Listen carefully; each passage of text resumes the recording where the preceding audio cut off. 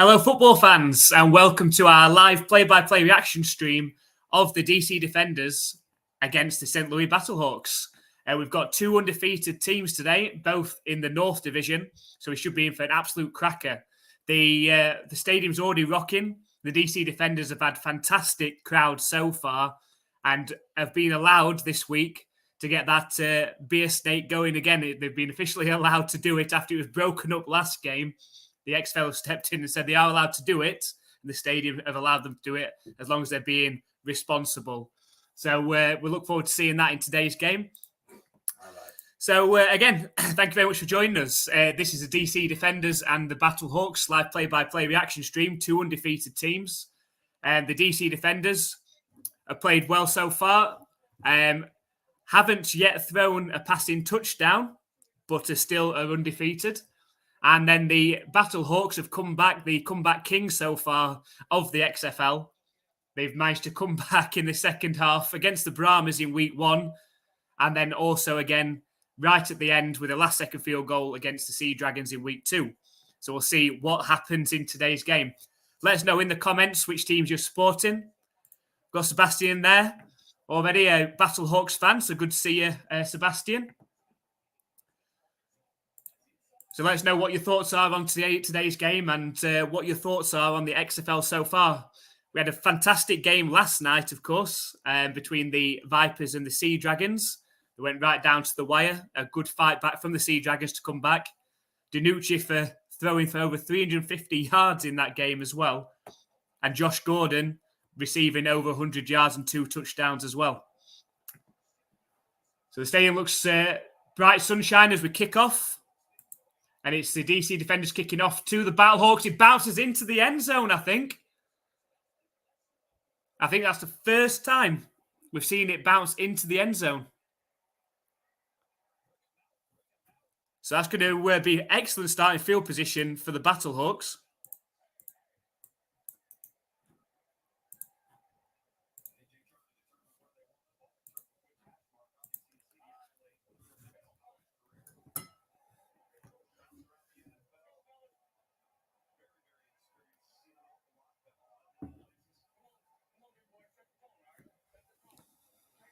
So it's 1st and 10 for the Battlehawks, already in excellent starting field position. It's the first touchback. So they're going to start from their own 35-yard line. It's heavy formation. It is a handoff up the middle. Only gains 1.5 yards, though. The Battlehawks will definitely be looking to get off to a better start than they have been in recent games. AJ McCarron and that offense have been pretty slow starting and coming to life, really, when it matters most in the fourth quarter. But against a strong DC Defenders team, they'll need to get off to a better start today. So it's 2nd and 8 from their own 37-yard line. Snap back to McCarron. It is another handoff, but it's stuffed immediately as soon as McCarron handed the ball off. The running back was hit. It looks like it could be a loss of 4 yards on that one as well. So it's going to be 3rd and long. And this is exactly how the Battlehawks have started off in their previous games. A great start for the DC Defenders defense. And that's going to be 3rd and 11 now.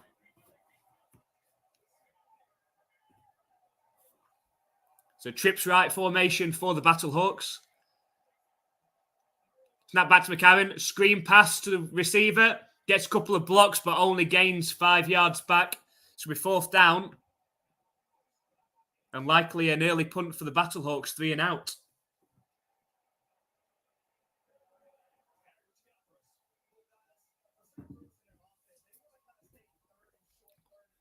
It does set up a 4th and 6, but the punt team comes out for the Battlehawks.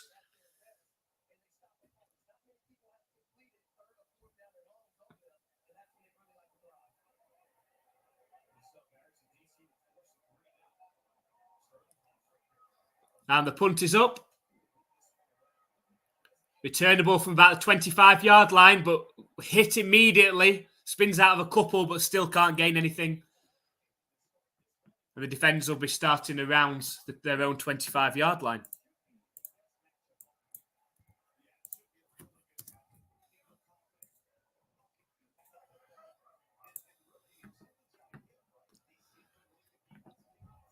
So again, if you just joined us, welcome to the live play-by-play reaction stream of the DC Defenders versus the St Louis Battlehawks.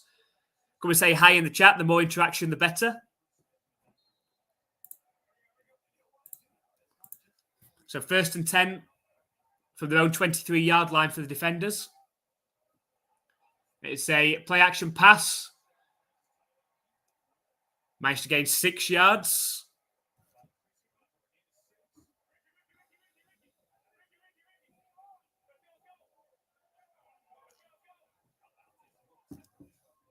Straight up to the line. Trips left. 2nd and 4. It's a handoff this time.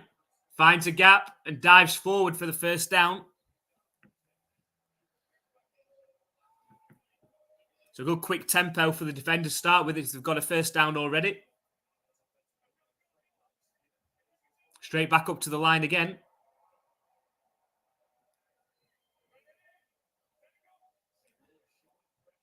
And it's kept by the QB, dives forwards for 5 yards. And that's Teamu. Of course, the DC defenders have got a couple of quarterbacks that can run. Derek King as well.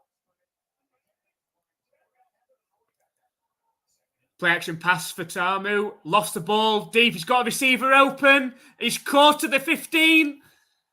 And eventually brought down inside the 5. An excellent pass and catch. And that sets up the defenders. 1st and goal. A great throw from Teamu. Dropped it right in the bucket. And a great start for the defenders on offense. It's 1st and goal from the 4-yard line. Teamu in the shotgun. Keeps it himself, but it's well snuffed out by the Battlehawks defense this time. It's for a loss of a yard. So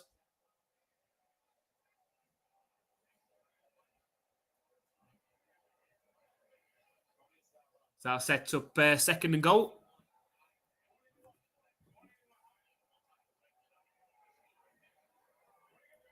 Back at the 7-yard line now. 2nd and goal. It's play action pass from Teamu. Time to throw. Plenty of time to throw. Scrambles out to his right now. Throws the ball to the corner of the end zone. He did have a receiver open in the corner, but unable to hit him. And that's going to set up 3rd and goal from the 7.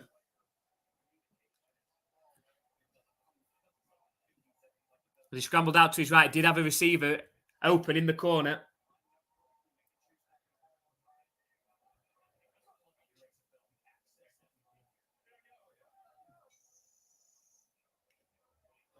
It's a 3rd and goal. Play clock is ticking down. It's around 5 seconds. All spread out. No one in the backfield. Teamu. Time to throw. Fires into the end zone. And it's caught for the touchdown for the defenders. And that's a great start. It's a touchdown.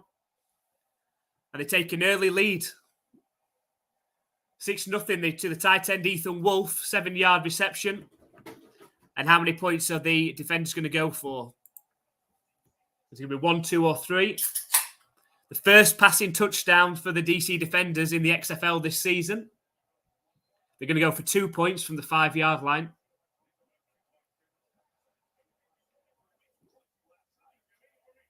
So on the left hash, there's plenty of space out to this right-hand side. If he wants to go for the one-on-one out here, he doesn't. It's a flipped pass underneath. And the running back fights forward and just about breaks the plane. The 2-point conversion successful. It's an 8-0 lead for the defenders.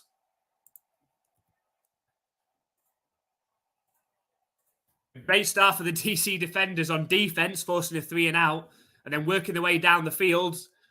The long lofted pass, putting them in excellent starting position on 1st and goal.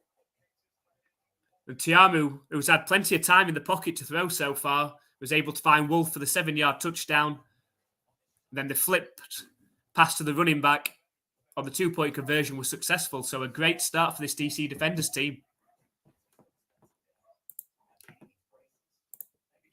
So Andy in chat says, have we seen any double passes yet in the league? Let us know in the comments. I haven't seen any of the games that I've seen. I haven't seen any. Obviously, in the XFL, you're allowed to throw the ball forwards and then throw it forward again as long as the first pass doesn't cross the line of scrimmage. So I haven't seen too many trick plays like that yet, but I'm sure they'll be coming as the season goes on. But let us know if you have.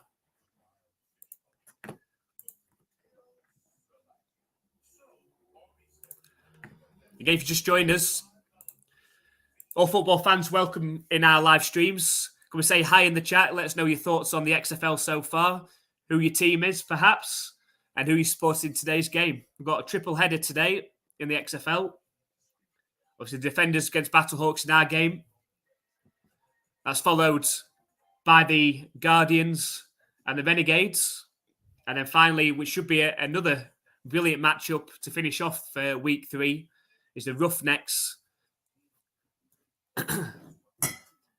playing against the Brahmas.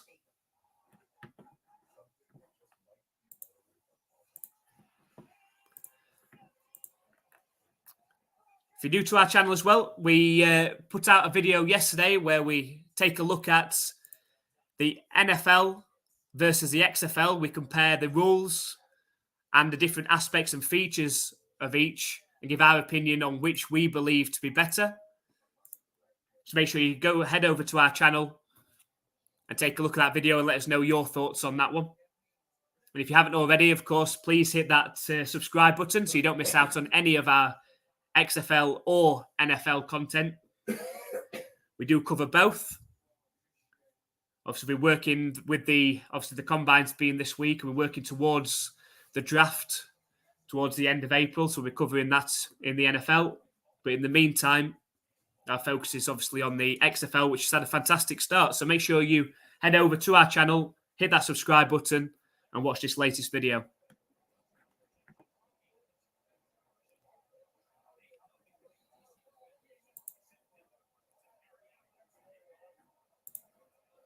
So just about ready for kickoff.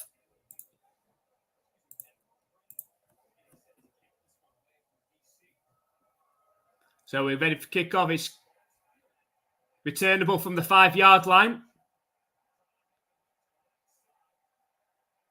And eventually brought down at the 28. So the Battlehawks be hoping they can get off to a better start on this drive, if possible. It's going 3 and out on the last drive. So welcome, Wig Farm. Thank you very much for joining us. Our NFL team, my NFL team is the New England Patriots. Much easier to say these days than it was maybe a few years ago when Tom Brady was at quarterback. Let us know your NFL team as well, and perhaps who you support in the XFL. So it's a screen out to the receiver on first down. Looks to have gained 3 or 4 yards through the air.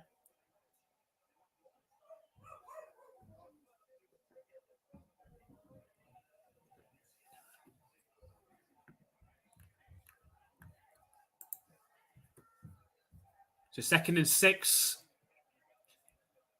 It's an empty backfield for AJ McCarron. Snap back to him. Oh, he's thrown an interception. This could be going all the other way. It's 20-yard line at the 10. And he beats McCarron and steps into the end zone. It's a touchdown for the Defenders. What a terrific start. Oh my God. Not sure who he was throwing to. I think the receiver might have slipped over. But a great start for the Defenders. A defensive pick 6. And they already lead in this game 14-0. I think the receiver was supposed to be running an out route and slipped. He did. And the McCarron's pass went straight to the cornerback, who returned it with only McCarron to beat, stepped inside, walked into the end zone. And that's a 14-0 lead for the Defenders. Going for 2 again.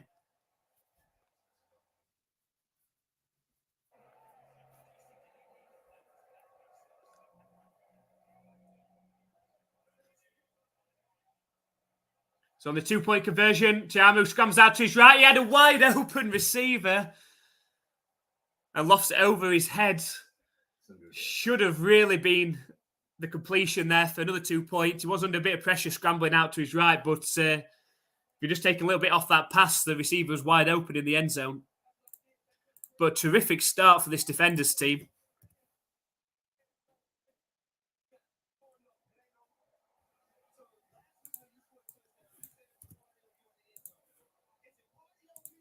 Already an offensive touchdown and now a defensive touchdown. And the Battlehawks find themselves in the hole early.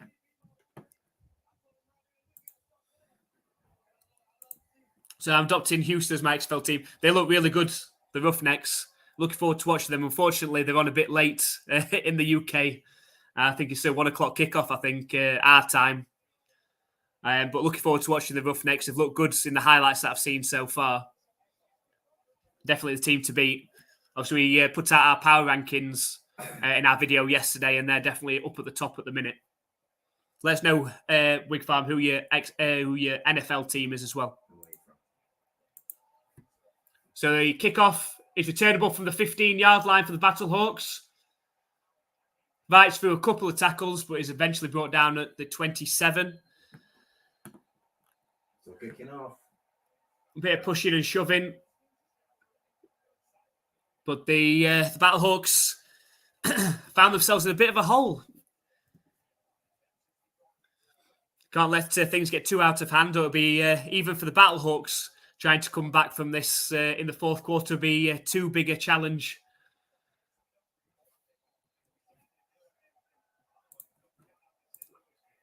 So it's 1st and 10 from their own 27-yard line. Snap back to McCarron. His play action pass has got wide open Butler. And it is going to be for a first down. A good start, a good play action pass. Gains around 17 yards on that one.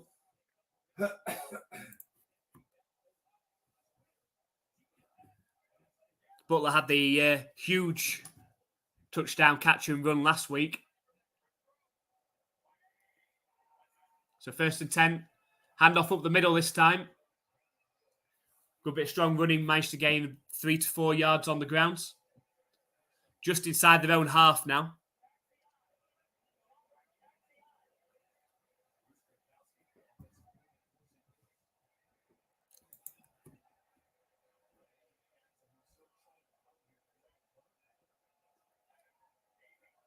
So 2nd and 7 for the Battlehawks, just inside their own half.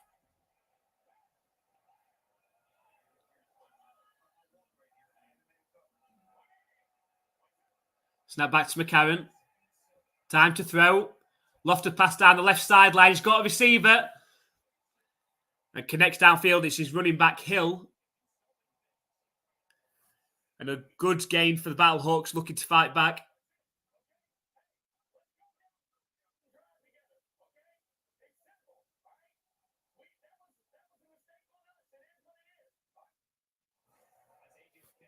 So 1st and 10 for the Battlehawks. They're down to the defender's 27-yard line. Looking to try and get a score of their own. It's empty backfield for McCarron again. Time to throw. Fires it in short. And it's Prohl that catches it for 7 yards.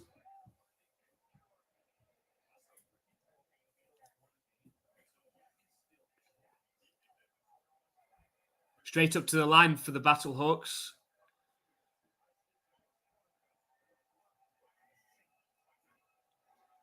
It's a toss play right. Looking for a gap, breaks a tackle, and it's a first down. Into the red zone now.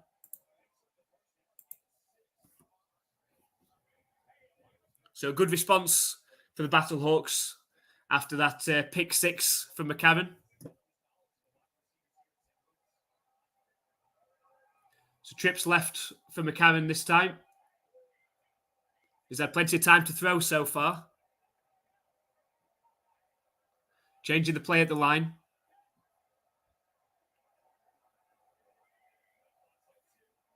Snap back to McCarron. Scrambles out to his right. Plenty of time to throw. Still directing traffic. Looking towards the back of the end zone. Unable to connect. Throws over everybody's heads. That's going to set up 2nd and 10.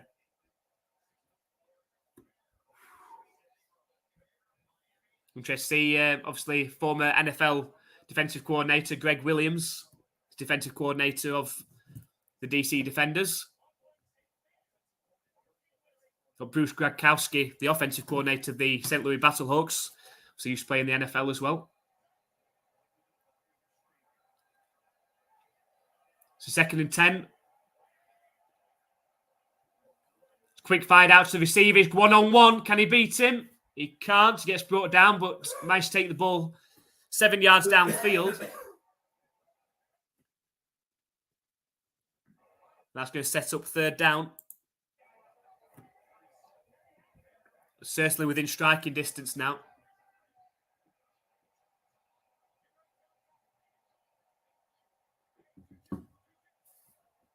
So 3rd and 3.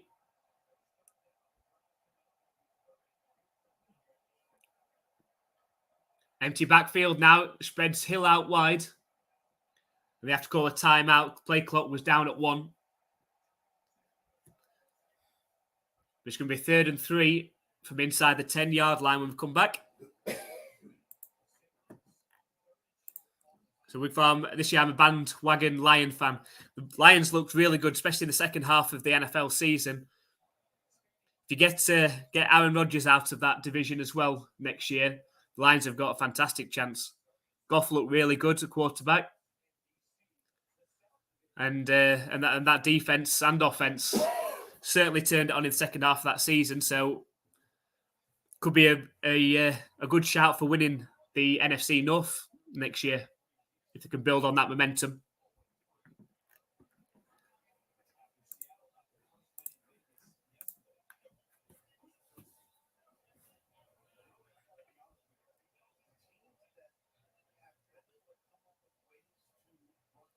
So 3rd and 3.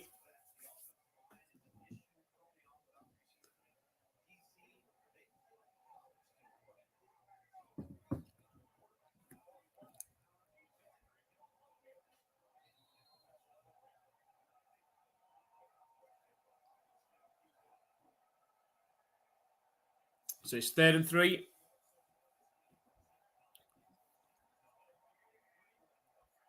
Trips left formation.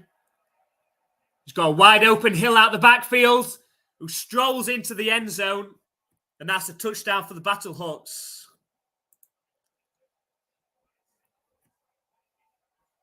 So an excellent response from the Battlehawks on that drive after McCarron threw the pick 6 on the last one.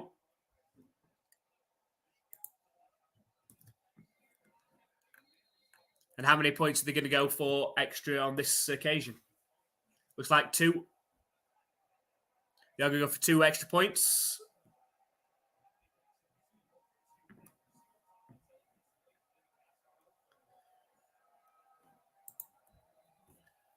Trips left again for McCarron from the shotgun. Snap back to him. Scrambles out to his right. Makes a play and miss. Still got time to throw in the middle. Lost it towards the back corner of the end zone and connects for the 2-point conversion. Did well, AJ McCarron. And all of a sudden, we've got 14-8. A great start to this game in the first quarter.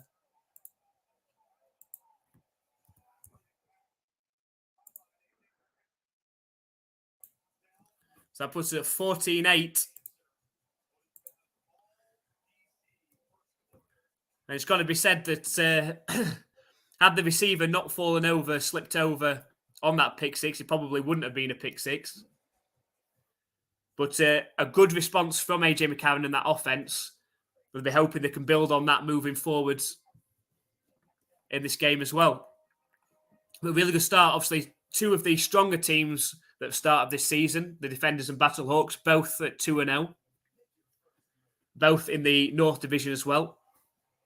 The Sea Dragons managed to get off the board yesterday with their victory 30-26 over the Las Vegas Vipers. Has to be said, a note on the Vipers field as well. It did look slightly better yesterday than it did last week.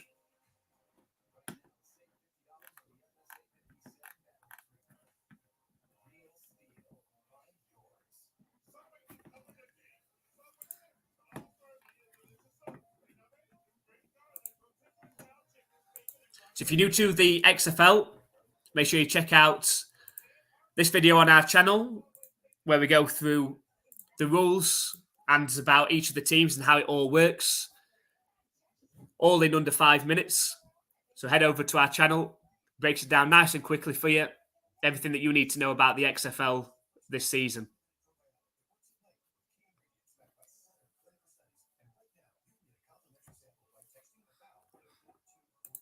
Of course, previously mentioned, make sure you check out our newest video where we compare the NFL and XFL, looking at the rules and features and aspects of both and which we believe has the better out of the two. So make sure you head over to our channel, watch that video, and if you haven't already, click that subscribe button so you don't miss out on any of our uploads to do with the XFL or the NFL.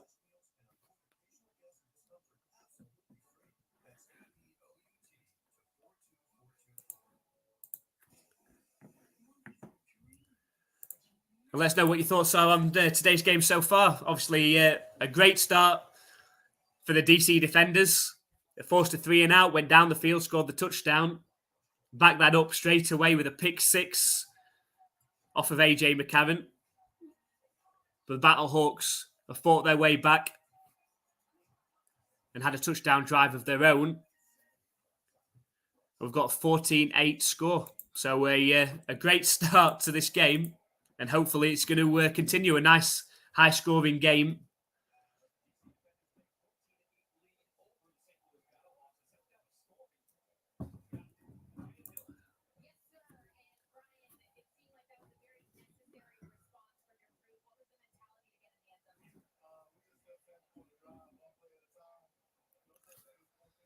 So Battlehawks about ready to kick off back to the DC Defenders.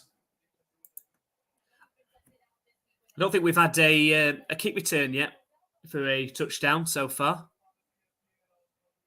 Obviously much harder now with the only 5-yard gap between the kicking team and the receiving team. So much harder to set up blocks. And the kick is up. And it is returnable from the 10-yard line. Breaks down the left, but it's pushed out of bounds around the 30-yard line. And that's where Teamu and the defenders' offense are going to start.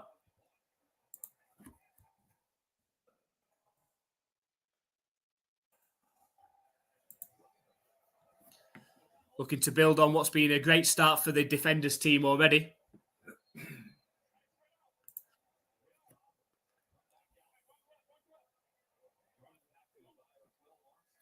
So 1st and 10, trips left for the defenders. Snap back to Teamu's handoff up the middle. And the ball on the ground, I think. It might be a fumble, this. It was good hard running, but the ball might have come out at the end. It's a bit of a scramble for it. And the Battlehawks defense have come out with the ball. This could be a turnover. And the Battlehawks will be set up in fantastic field position. What a start to this game. So gone up to the booth already. Dean Blandino are taking a look at this.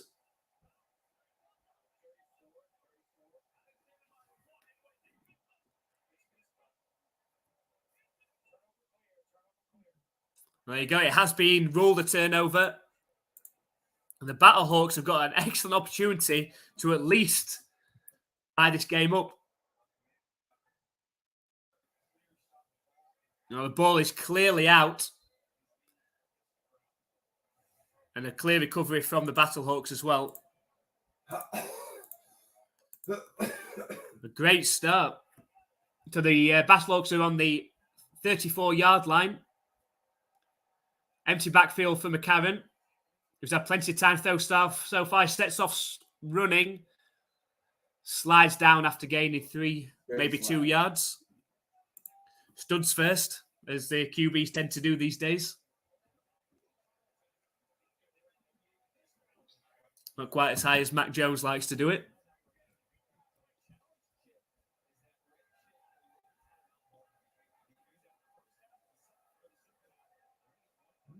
So you go second down, 2nd and 9. Snap back to McCown. It's going to be a pass play. Lost it on the screen, but well read by the defenders. It's a good one-on-one tackle. Had he not brought him down, there was plenty of blockers out in front that could have gone the distance. But a good one-on-one tackle. Was a well set up screen. He just needed to break that one tackle and he was gone. But he didn't. And we've got 3rd and 11 for the Battlehawks. This would be a great stand by the defenders' defense.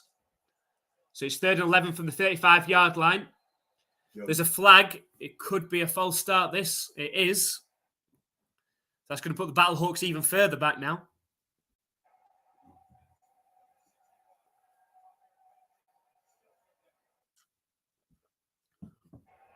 What a terrific stand this would be if the defenders are able to get out of this without conceding any points.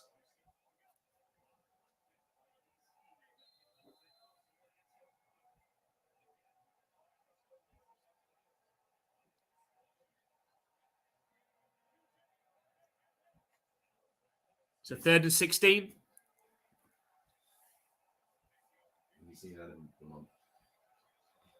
Oh, it's an interesting defense. It looks like prevent defense from the defenders. Empty backfield for McCann, snap back to him. Time to throw. He scrambles out to his right, directing traffic, but sets off running and slides down after 5 yards. Obviously, couldn't find anyone downfield. He's complaining to the referee that it was a bit of a late hit. I don't think he's going to get that. He's giving himself up already. An interesting defensive play call. All the defenders, apart from the 3 defensive linemen, all the rest of them were all banked on the line to gain line. But it's going to be a long distance field goal attempt. 4th and 11. It's wide to the right. 53-yard field goal. It had enough leg, but it's wide to the right. And it's a good, strong defensive stand from this defenders team, who were put in a bit of a hole after that fumble, but the Battlehawks come away empty-handed.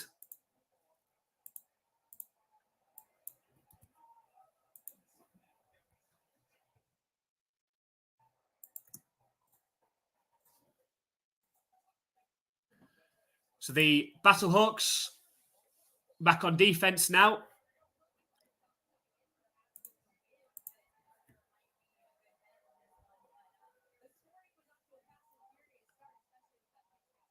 First 10 for the defenders on their own 43-yard line. It's a handoff up the middle. Good hard running. Managed to gain 7 yards on first down. They're going to go right back to the line, looking to get things going nice and quickly. The referee spotted the ball, stumbles over. Snap back to Teamu. It's a sweep right. Gets flipped up, and the ball's out again. The ball's out again. It could be Battlehawks' ball, unless he was down by contact. He got flipped up in the air, the running back.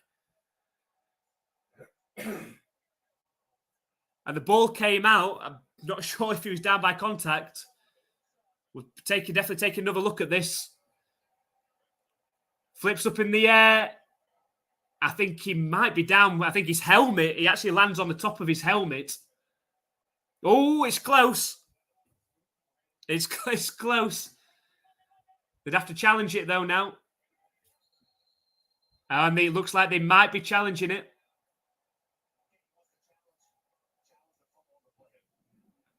They are going to challenge it, the Battlehawks. It's very close. As the running back comes down after being flipped over, seems to land on the top of his helmet. But the ball looked like it was just about coming out at the same time, so it's going to be very, very close to call. Oh, his elbow as well. It's his elbow that knocks the ball out.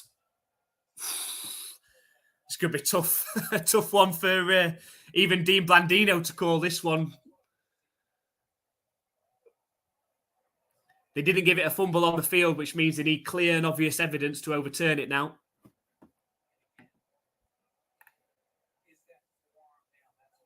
So they're still talking it through. Whether the forearm... I don't think the forearm's down. I think this is a fumble. I think the ball is just out before the forearm comes down.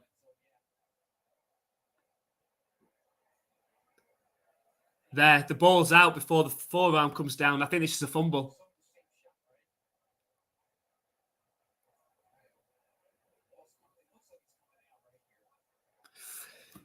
See, they said it looks like it comes out, but they've got to be sure.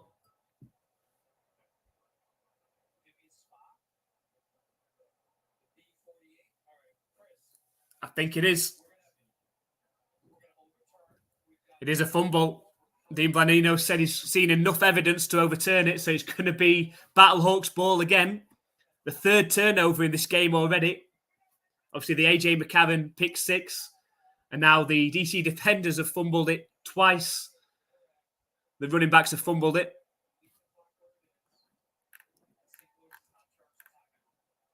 So just catch up back up in the chat. Apologise for that because of the turnover. So Wig Farm Orlando looks horrible so far. I'm not sure Arlington's much better. I don't think so. Orlando, I think the basement boys, I reckon. And Arlington have not been consistent enough on offense. Nice for you to join us, Adam, as well. Thank you very much. I wanted Orlando. Awkward. Not a good start for them in the XFL. It will be a bit of an eye-opener this next game, though. Obviously, after this one, the Guardians against the Renegades. Find out which team is better out of those two. And which quarterback's going to start as well.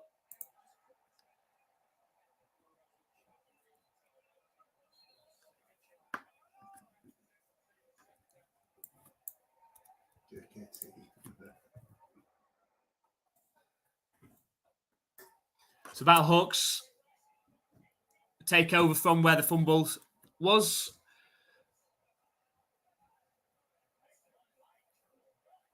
So it's now 2nd and 10. Just inside their own half. AJ McCarron in the shotgun. It's a sweet right to Hill. Managed to break a couple of tackles. Still good hard running. Gained 7 yards on the ground. Sets up a 3rd and short.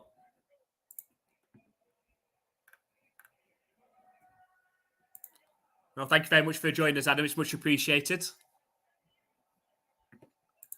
Yeah, go Battlehawks. They're my team that I picked before the season as well. So go Battlehawks. So 3rd and 2 it is. Back to McCarron. Looking to pass under pressure. Gets the ball out. Finds the receivers 1-on-1.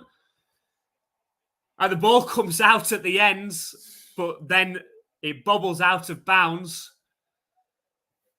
But a good gain for the Battlehawks. Stood in there well, McCarron under pressure. The ball did come out, but luckily it bounced out of bounds. The Battlehawks will have it on the 24-yard line of the defenders. So it's 1st and 10. Again, McCarron in the shotgun. He's looked, apart from the pick 6, which wasn't his fault, has looked very good so far. It's a toss play right to Hill. Managed to gain a couple of yards on the ground, getting close to that 20-yard line.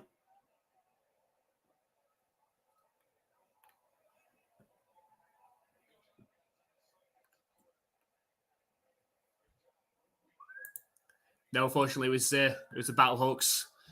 53-yarder. He had enough leg on it. 53-yarder. But just slightly wide right. So that's the end of the first quarter as well. And a great start in this game. We've had 3 touchdowns, 3 turnovers. And the Battlehawks are just outside the red zone. Looking to see if they can at least tie this game up.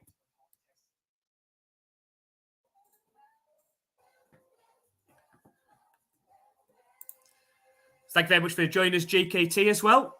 Good to have you back.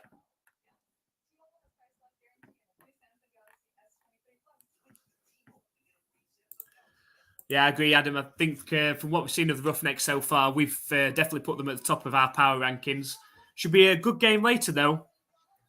The Brahmas have looked very good in their 2 opening games. Unfortunate to lose to the Battlehawks in week 1, where obviously McCarron and that offense pulled it off in the final 2 minutes of a touchdown, 3-point conversion, 4th and 15 conversion, and then a touchdown to come and win that right at the end. And then the Brahmas looked very good last week. They were playing the Guardians, of course. So it'd be an interesting game later with the Brahmas and Roughnecks. And we'll get an idea of more of the calibre of what the Brahmas are and see if they can give that Roughnecks a test. Yeah, of course, Wade Phillips, long-time NFL coach and a defensive guru as well. It's going to they are definitely going to be the team to beat. I think, obviously, from what we've seen so far, these 2 teams we're watching in this game have looked the best in the North. The Sea Dragons have looked good as well. They've been just fallen slightly short in some of the games. And then, obviously, the Houston Roughnecks are being the team to beat as well from that side. And then, as I said, from what I've seen so far, I like what the Brahmas are doing. Got a good, strong running game. Cone looked good last week against the Guardians, throwing the ball through for 3 touchdowns. So we'll see how it goes later. I was disappointed we can't watch that. If the Brahmas and Roughnecks game would have been on after this one, we'd have definitely done a double live stream of that one because I would have liked to have watched that one.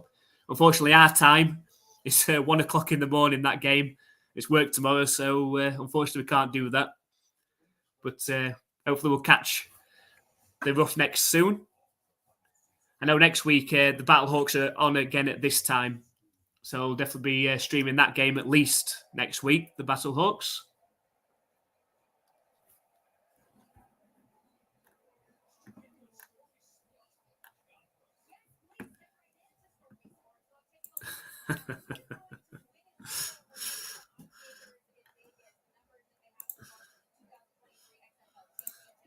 Good, glad still to have you.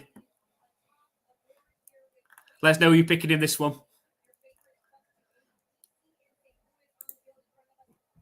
So I've enjoyed the XFL, but wish I got a chance to play on.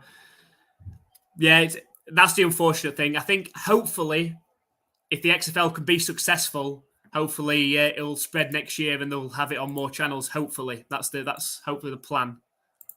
Right, so into quarter 2, 2nd and 8 for the Battlehawks, just outside the 20. Snap back to McCarron, lofts it to a wide open receiver. He's inside the 10, inside the 5, and he's tackled down at the 3-yard line. Apart from that pick 6 from McCarron, this passing offense has looked excellent so far.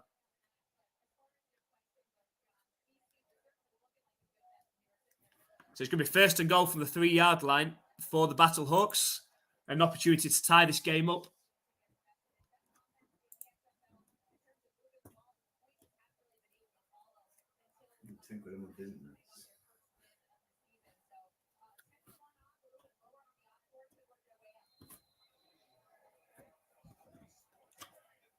So it's 1st and goal.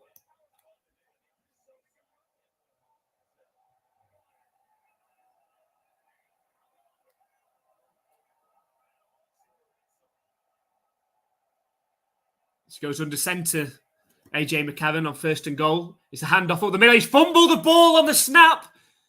There's a massive pile on. I don't know if he got the ball back. I think he might have.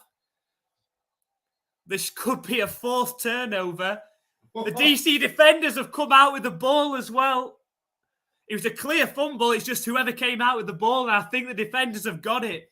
The running backs cannot hold on to the ball in this game. The 4th turnover already.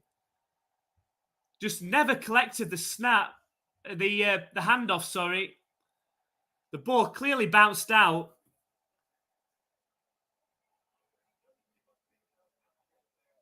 And then the DC defenders dived on top of it. And that is another turnover. It's an entertaining game, that's for sure, this one. 3 touchdowns and 4 turnovers. Only just into the 2nd quarter. But the DC defenders are going to have the ball on their own 3-yard line now. 1st and 10. Snap back. He keeps the ball himself.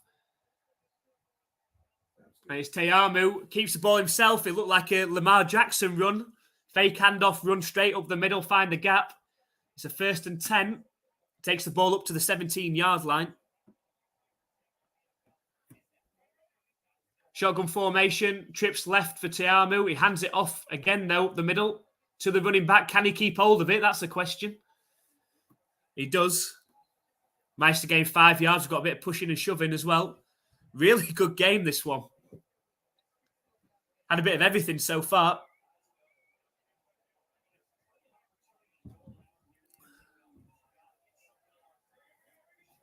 It's a 2nd and 6 now.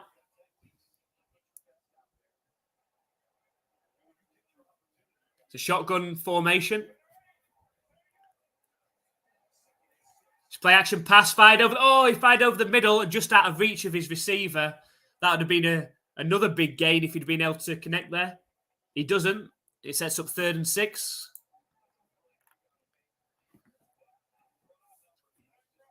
There's a run pass option.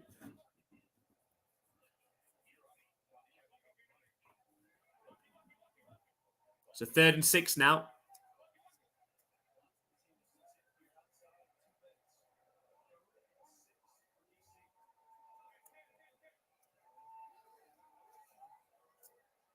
From their own 23-yard line. Scrambles out to the left, Teamu. Lofts it down the left sideline. It's out of the reach of the receiver.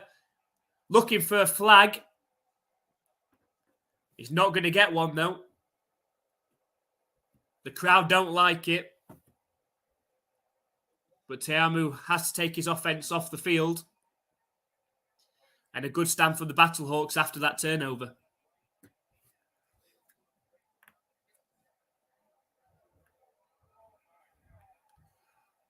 It's a 4th and 6. And the punt is up. A really good punt as well. Bounces inside the 20. Is returnable from Prohl. Fights forward back to the 26-yard line. And there's another pushing and shoving.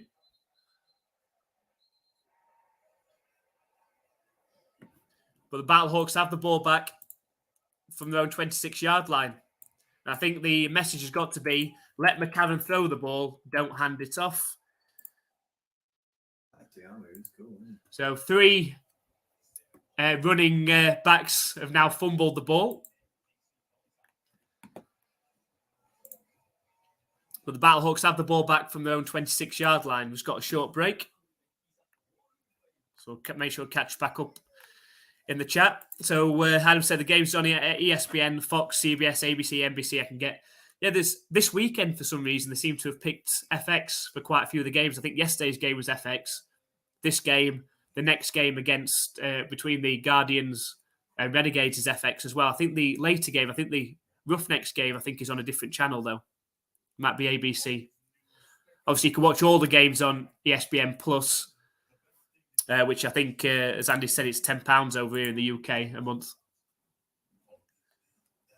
FX is a strange channel. It's obviously whoever they agreed with, whoever they paid the most money to get the games, I suppose. But I think if this can be successful, if this XFL can continue on as it has started and be successful, it's going to get more of a following and more fans go into the games and hopefully more screen time on the TV as well.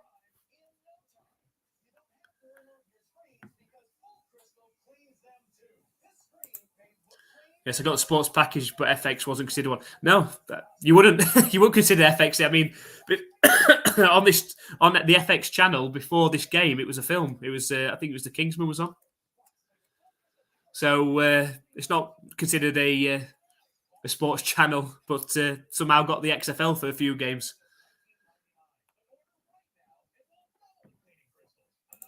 Yeah, the ESPN Plus, it's an extra subscription. That's obviously how they do you, isn't it? You have ESPN and ESPN2 and the other ESPNs that there are. If you want ESPN Plus, for all the games, you have to pay a subscription. As Andy said, he thinks of FX being movies and 90s cop shows. That's what we'd associate with it, that's for sure. Yeah, they're in DC for this game. Really good crowds.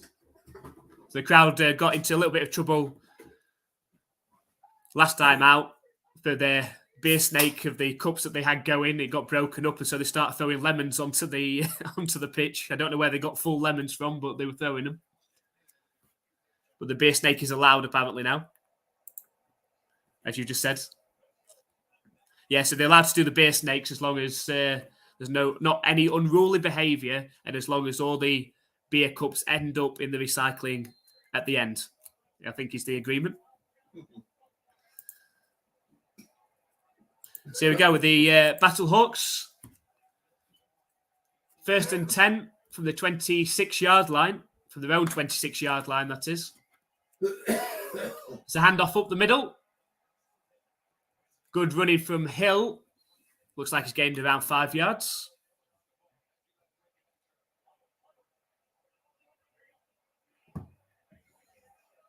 The Battlehawks are going to huddle on this occasion. Oh, no, they're not. This sweatshirt looks a bit cheap. It's an empty backfield for McCarron on 2nd down. Snap back to him. He's got a blitzer straight in his face, but gets the ball off to his receiver. And it looks like he's going to be close to a 1st down. It is a 1st down. He had 2 blitzers in his face straight up the middle with no blockers, but managed to get the ball out quickly.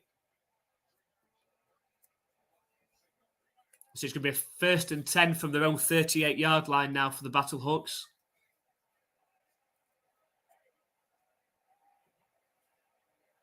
Trips right formation from the shotgun. Looks like defender jumped early there, to be honest, but the ball snapped out to the receiver. Flag, man. There is a flag. I think defender was offside there. I think he set off too early. We'll find out.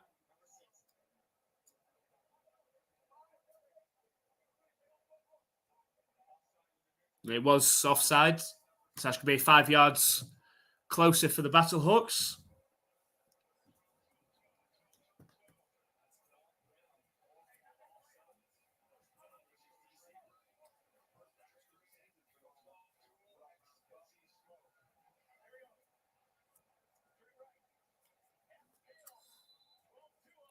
So up to their own 43-yard line now, the Battlehawks.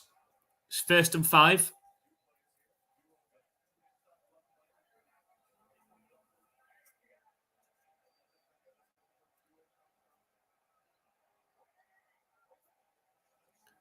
It's a handoff up the middle. Breaks a tackle.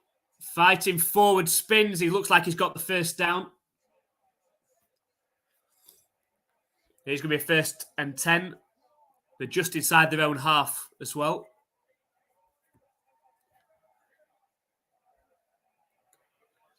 Quickly up to the line.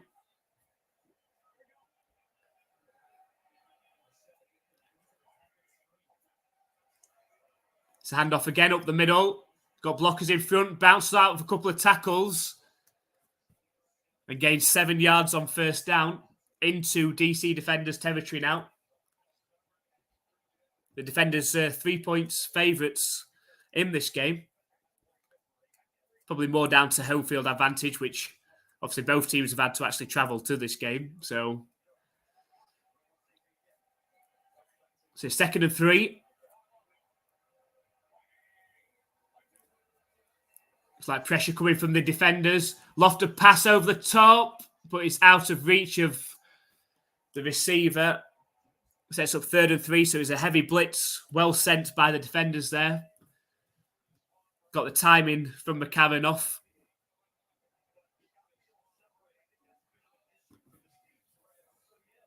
So she's going to set up 3rd and 3. Are there many American people flying in the UK? How do you put a number on it? So 3rd and 3.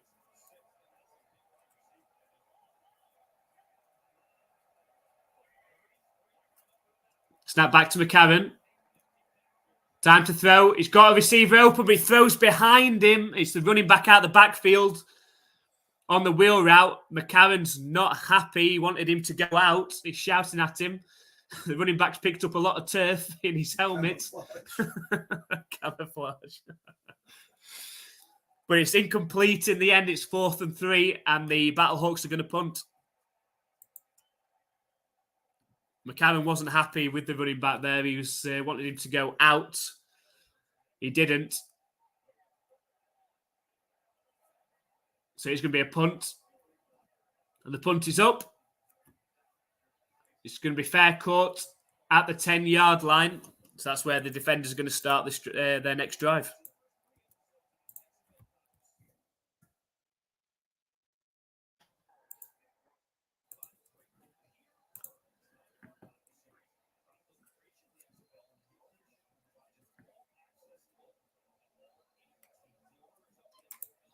So I like the XFL. I have the 2020 complete top football cards unopened. Like worth holding on to. This is the first experience of XFL that we've got this season. But we've definitely liked what we've seen so far. And hopefully, fingers crossed, could really build on for him from this season. First down is a handoff that doesn't go anywhere.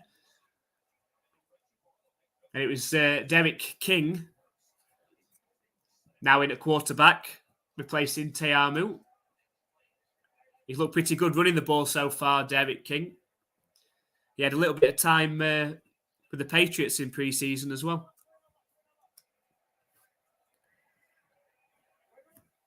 So second down now, 2nd and 11. It's going to be a handoff. Looking for gaps, but it looks to be well snuffed out. But managed to break out to the left sideline, the running back. There's a flag. It's holding.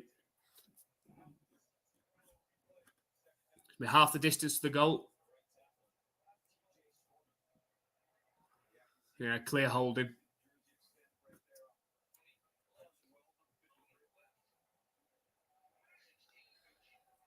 So the ball is now back at their own 4-yard line.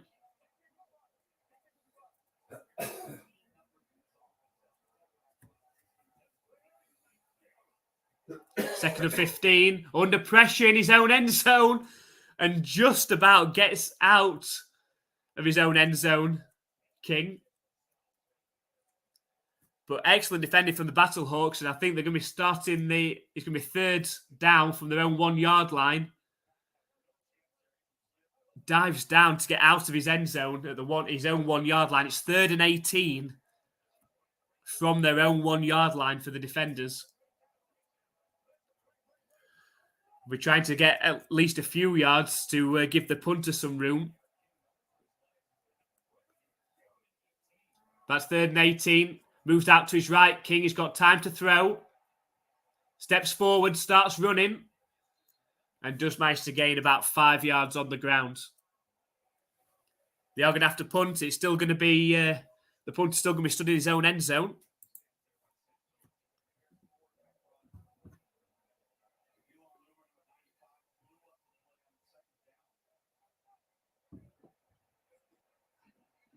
So 4th and 13. And there's some flags.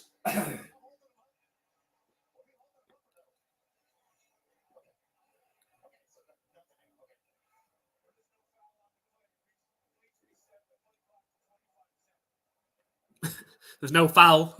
There's no foul. I'm playing through some flags. So there's no foul apparently. Was resetting the play clock. So it's 4th and 13. The defenders were punting. The punter stood towards the back of his end zone.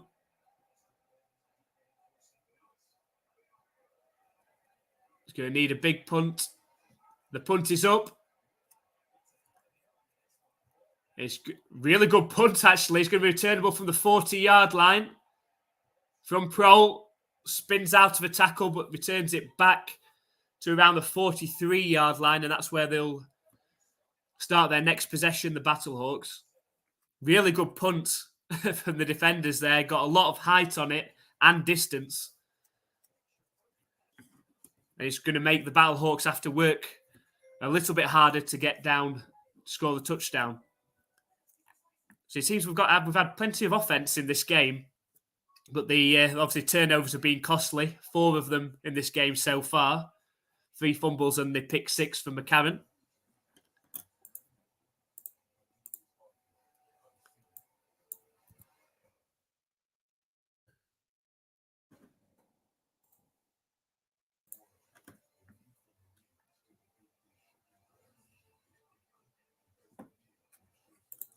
So Adam said, "Are there many American football fans in the UK?" Yeah, it's hard to put a number on it specifically, but obviously the NFL has been testing out the games over in the UK for a number of years now, and obviously in the last season had a game in Germany. There's going to be 2 games in Germany next year, and I think the German fan base is actually even bigger than the UK's. So obviously testing it out of whether they could have future franchises in Europe.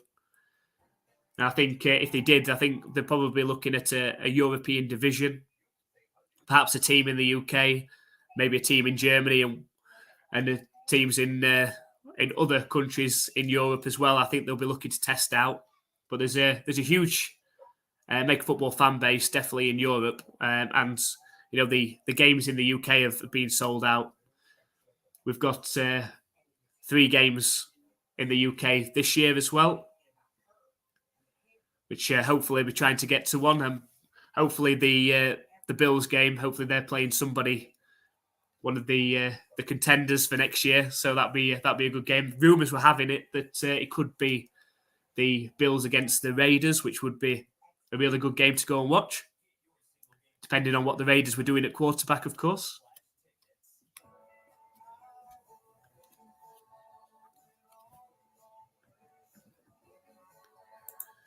Let's do school kids play American football. Not so much the younger age. I played American football when I went to university. And then we have summer leagues as well that are run. British American Football Association. So I played in that for a bit as well. So we've got teams up and down the country that take part in that. But it's fairly big and it's growing at university level as well. We've got players going to the NFL Academy from the UK as well. So it's building up more and more. It's getting more presence, that's for sure.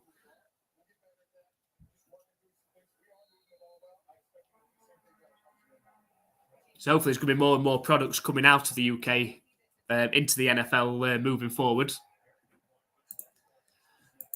Let's back to the game.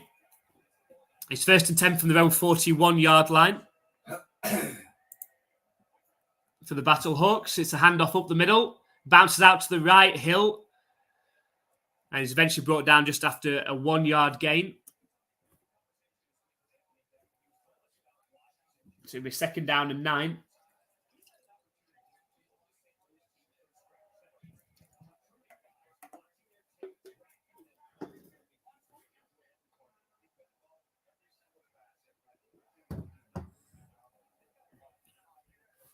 So empty backfield now for McCarron. He sends Hill out to the right, out wide.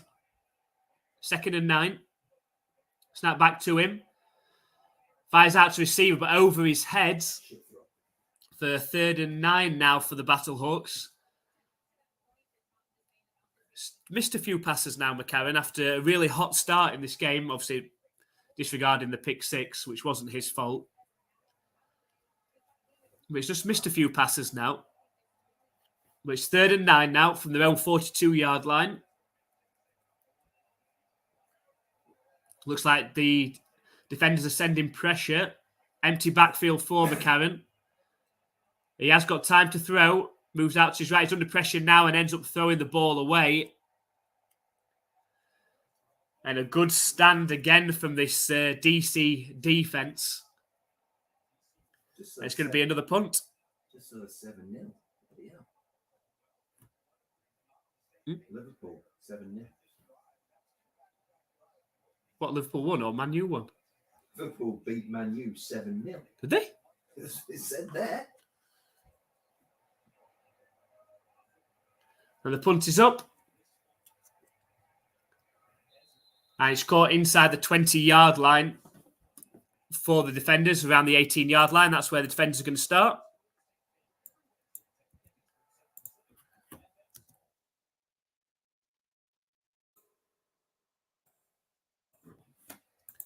So just over 4 minutes left in the first half. The defenders got the ball just inside their own 20-yard line. And it's Derek King coming back out at quarterback for the defenders. Don't know if they're just looking to split time with Teamu, or there's another reason that Teamu's not come back in.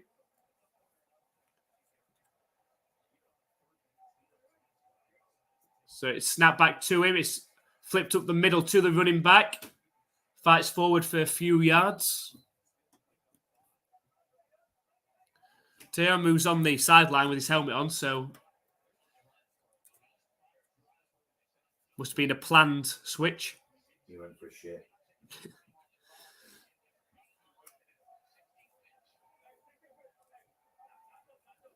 So 2nd and 5.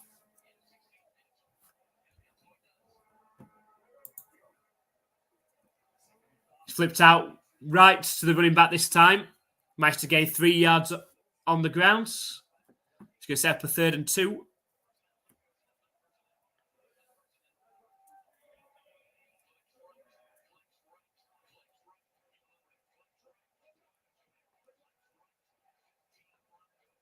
So 3rd and 2. From their own 27-yard line now, the defenders.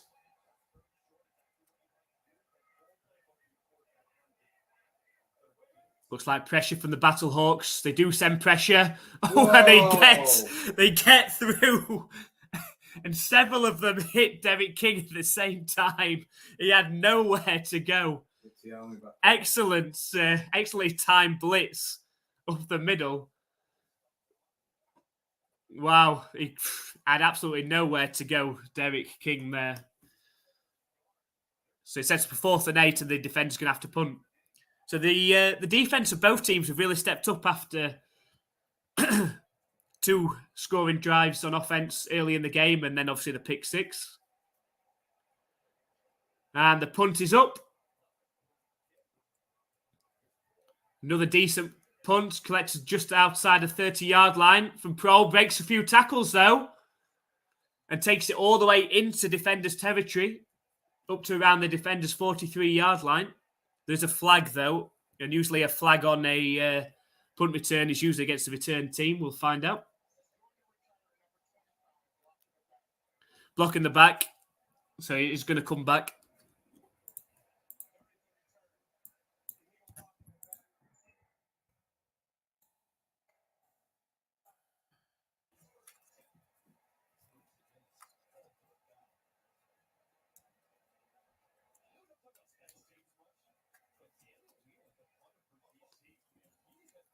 So just 2 minutes and 23 seconds left in the first half. The ball's being spotted at the 25-yard line of the Battlehawks. So 1st and 10.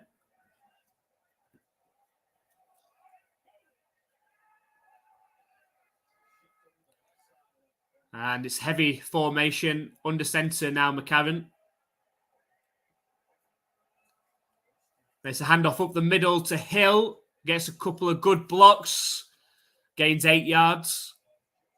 We'll see if they get another play in before the 2-minute warning. They do line up. There's 6 seconds until the 2-minute warning.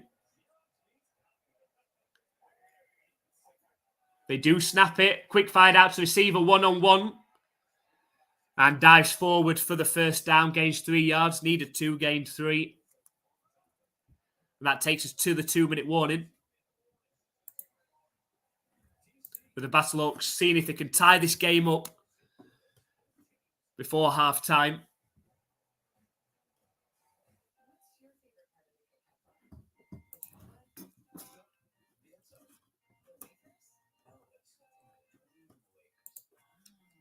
So I like the Bills, yeah. I used to like the Bills as a Patriots fan back when they weren't very good and the Patriots used to beat them all the time.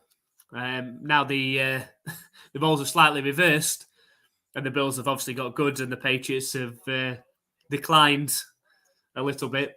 So it's not as fun watching the Patriots and Bills anymore. But I would like to go and watch the Bills live.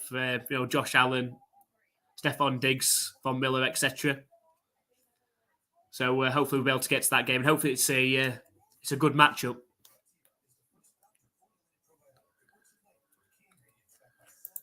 They said my family came here from England in the 1630s. Originally from Suffolk, so as Andy said, so we're from Yorkshire.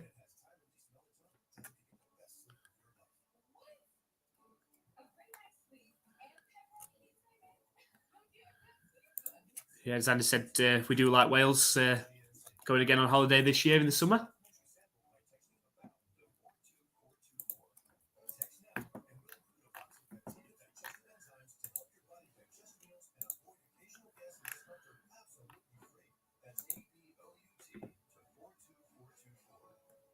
If you are just joined us, welcome to the NFL UK Ops live play-by-play reaction stream of the 2-0 DC Defenders versus the 2-0 St Louis Battlehawks. We've had a fantastic game so far in this one. I know an opening drive touchdown for the DC Defenders. And then we had a pick six of AJ McCarron to set the Defenders up for 14-0. The Battlehawks fought back well, drove down the field and scored their own touchdown. Since then, no further scoring. But we have had 4 turnovers in this game. The pick six and 3 fumbles from 3 different running backs. And so we still got the score at 14-8. The Battlehawks have got the ball. 1st and 10, inside 2 minutes now. Looking to see if they can at least tie this game up going into half-time.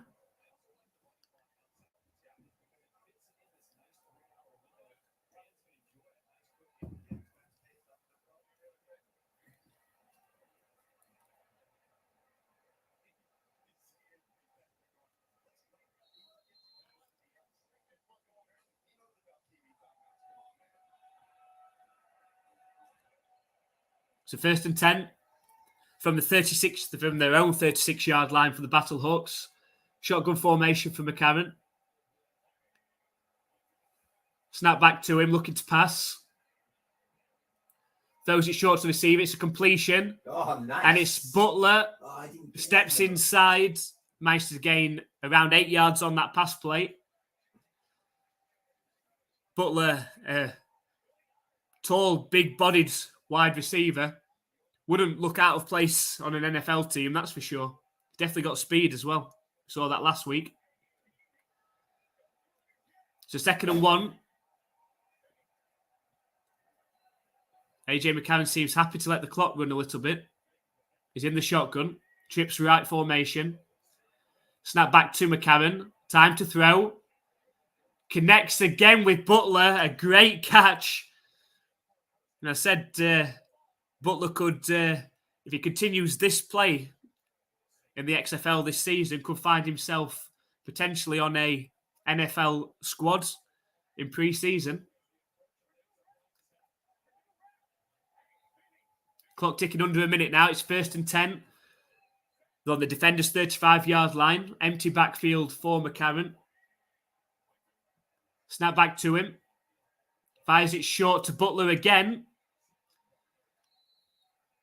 Goes down after getting 6 yards. Clock ticking under 40 seconds now. St. Louis still have 2 timeouts left.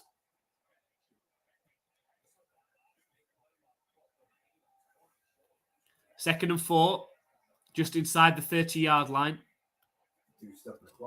Snap back to McCarron. Time to throw again. Fires. He's hit Butler again.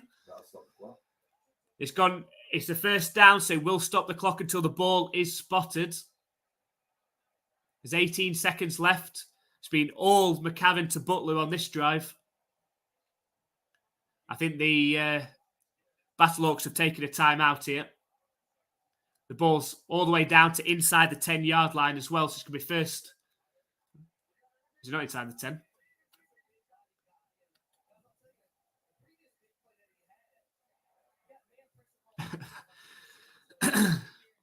Hakeem Butler looks absolutely gassed. It's down on one knee on the sideline.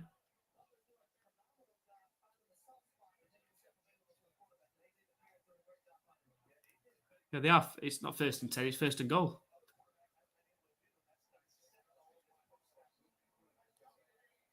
So AJ McCarron on this drive, 5 for 5, 60 yards, 3 first downs.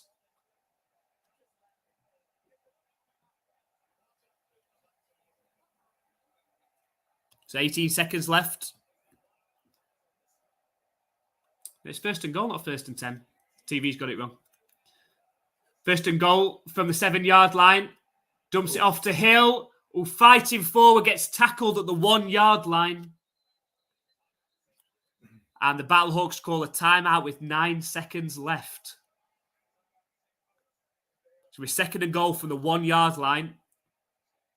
9 seconds left, so they've got an opportunity to take at least one shot at the end zone.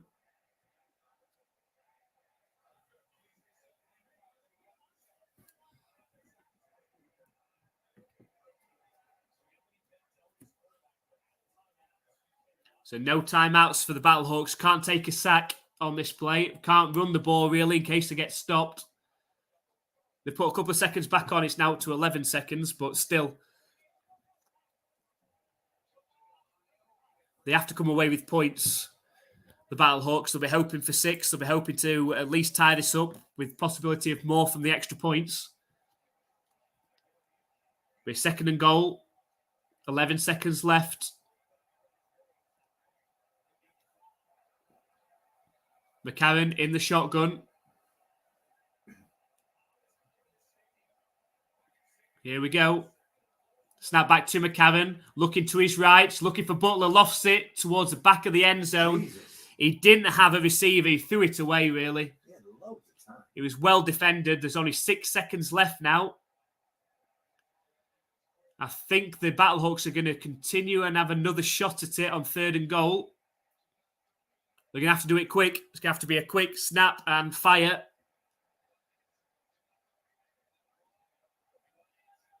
They are going to go for it. 3rd and goal from the 1-yard line. 6 seconds left. Can't take a sack. It's trips right formation. Gameplay. And the snap is off and he's fired in to the end zone to Butler, who takes the ball in for the touchdown. A defender seemed to just bounce off him.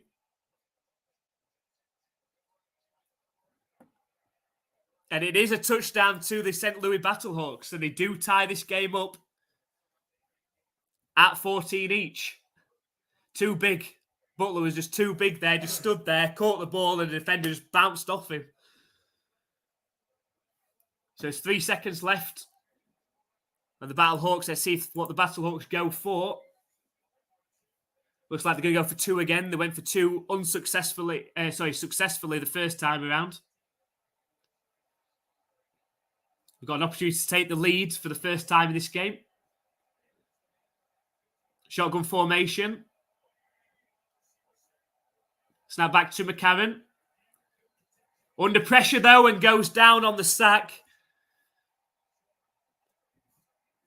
He's under pressure, and that's the first real bit of true pressure that he's had in this game. Was unable to step up to try and find a receiver in the end zone. So it's looking like we're going to go into half-time with the scoreline tied up at 14 each. But a really entertaining game.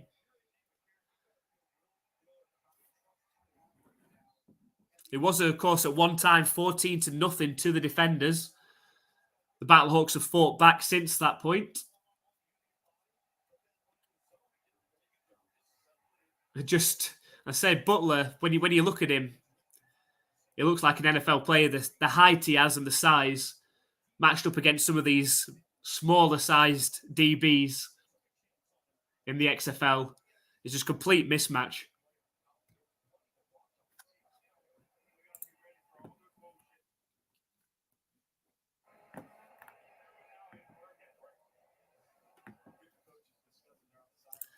Yep.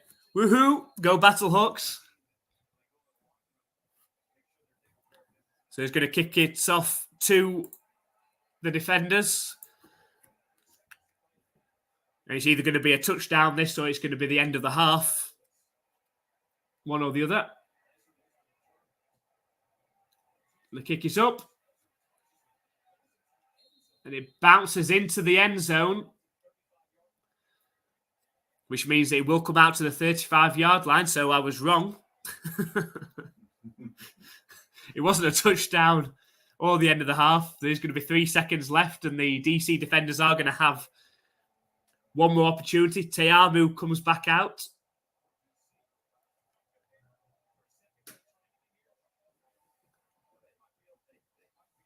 Oh, they're on their own 15-yard line. I think it's because it bounced.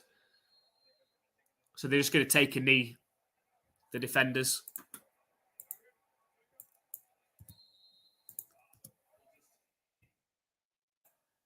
Because it bounced before it went into the end zone, so it didn't have to come all the way back to the 35-yard line.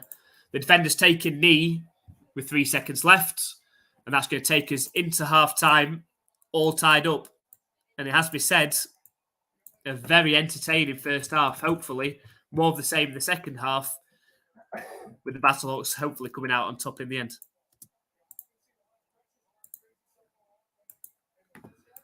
So it's going to take a short break just while it's at half-time. Half-time, of course, is only 10 minutes in the XFL rather than 15 of the NFL. So we'll take a short break.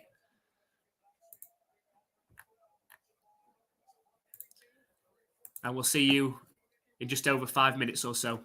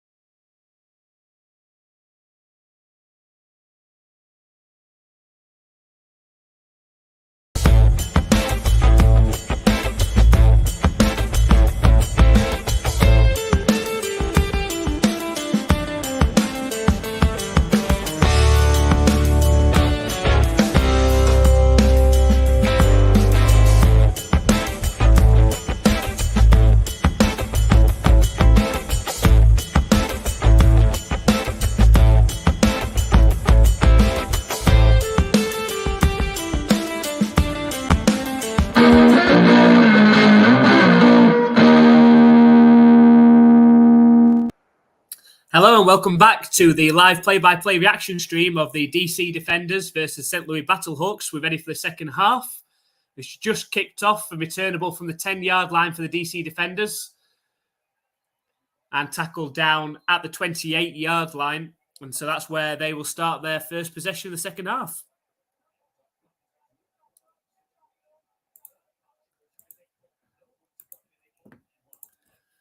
So just obviously an update on the beer snake, which is doing very well for the DC Defenders fans. It's almost from the bottom of the stand all the way to the top already. I think they said, was it 1,240 cups they had in it or something like that already? So it's doing very well.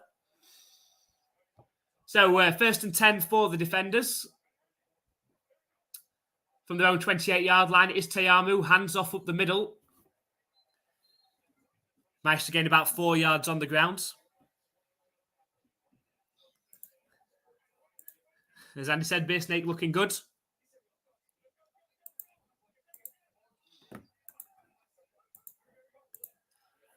So second and 6. It's going to be a keeper from Teamu this time, but well snuffed out by the defensive end. Brings Teamu down for a loss. It's going to set up third and long.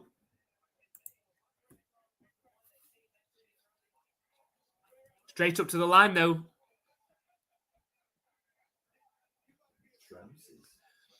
So third and 7. Looks like the Battlehawks are sending pressure again. Worked last time against Derek King on the sack. They do send pressure, but it's well blocked. Lofter pass down the right sideline is connected with. Nice. And it looks like he stepped out of bounds, I think. But a good pass and catch for a decent gain.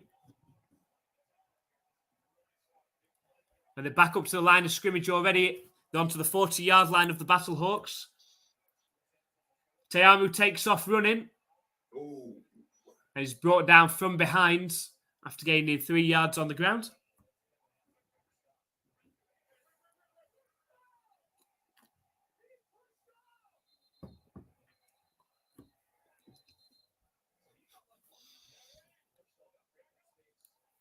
Second and 8. Teamu keeps it, breaks out of a tackle, finds a receiver in the flat.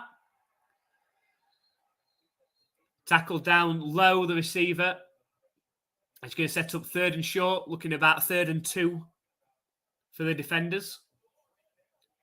Just outside the 30-yard line.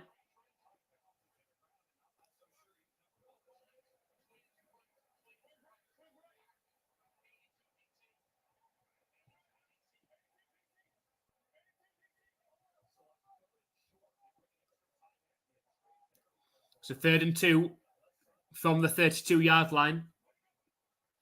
It's a toss play right to the running back. Oh, he flips it back to Teamu, but completely stuffed by the Battlehawks. Tried to throw in a bit of trickery there, the DC defenders. But completely stuffed by the Battlehawks.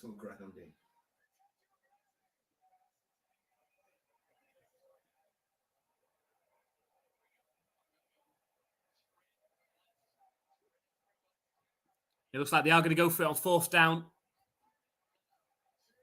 There's only 5 seconds left on the play clock. 4, 3, 2, 1.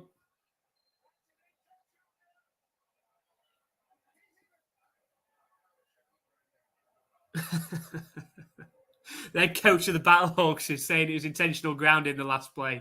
And there's nothing he can do about it because he's already used his challenge for the game.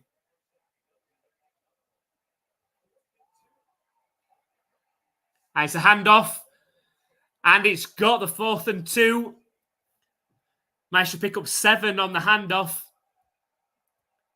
So it's going to be 1st and 10 for the defenders.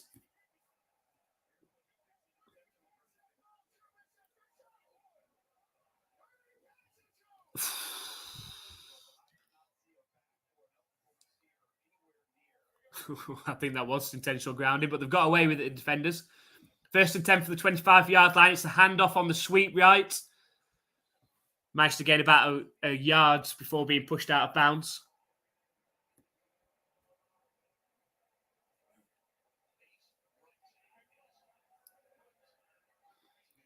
See, I think with that challenge rule, if they get the challenge correct, they should keep the challenge, in my opinion. Yeah. Because now he's used his one challenge, which he got correct, and then couldn't challenge another one, which is unfair. It's supposed to be about limiting human error, isn't it? So handoff on second down. Managed to gain about a yard. You get 2 challenges in the NFL. But if I challenge and I'm right, do I keep it? Yeah, you get a 3rd challenge if you get them both right.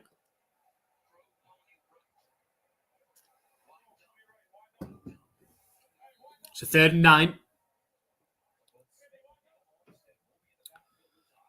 For the Battlehawks, 24-yard line. 3rd and 9. Snap back to Teamu. Fires it over the middle. Incomplete. Could be looking at a field goal attempt.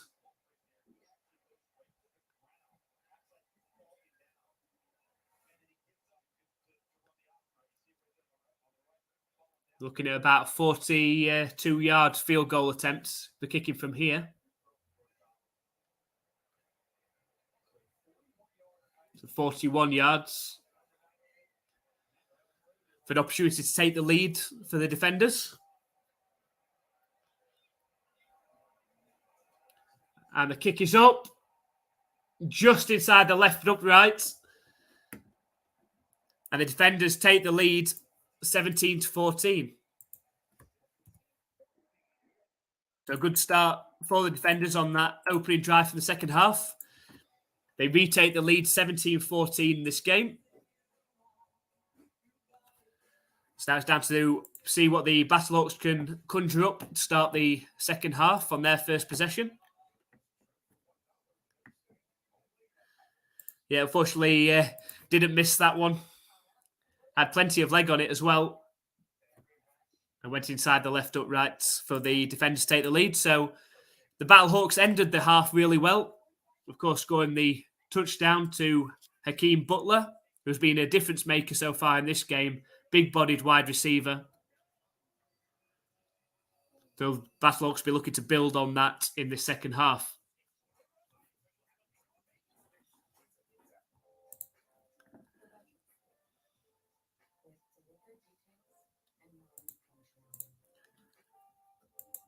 So again, if you just joined us, thank you very much for joining us. Let us know where you're watching today's game from and who your XFL team is. Is it an XFL team that you perhaps had from the previous couple of attempts of the XFL? Or like us, are you new to the XFL this season? Who did you pick? So I went with the St Louis Battlehawks. Andy, he maybe regretted his choice of going with the Las Vegas Vipers. I wouldn't have done it if I'd seen it. If he'd have seen the field, maybe he'd have picked something else. A few members of the family over here have gone with the Seattle Sea Dragons as well. This also happened to be all in the North Division as well. So they'll be playing each other twice a season as well.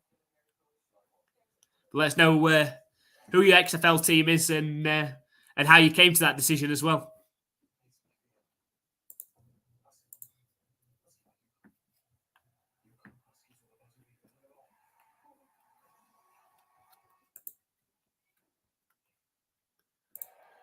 So Adam watching from North Carolina. Thank you so much for joining us, Adam. Really appreciate it.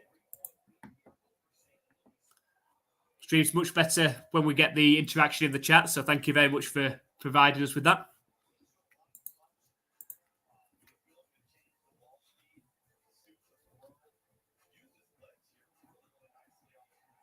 So defenders are lined up, ready to kick it back to the St. Louis Battlehawks. Battlehawks yet to take the lead in this game so far. They were 14-0 down after an early AJ McCarron pick six. Not his fault. The receiver slipped.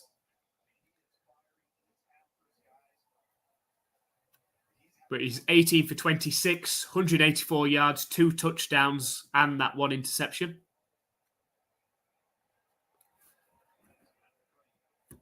So he'll go with the kick. It's going quite deep, but it's returnable from the 3-yard line. Breaks through the tackles. He's got an opportunity. Breaks up through the middle. It's a foot race. Can he get all the way? He's taken down at the 24-yard line of the defenders. So close. We were so close to a kick return for a touchdown there. Just didn't quite have the speed burst once he got through the gap to separate. But very, very close to the kick return. Keeps his legs going and just gets brought down at the 24-yard line. But the Battlehawks are in excellent starting field position.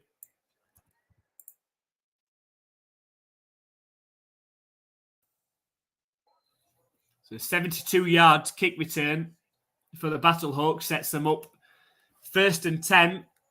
And they're on the 25-yard line of the defenders. Shotgun formation for the Battlehawks. There's a handoff to Hill up the middle. Managed to gain 2 yards before eventually being dragged down.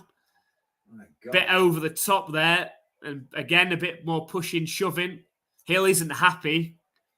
The referee clearly blew the whistle and then he got chucked to the ground.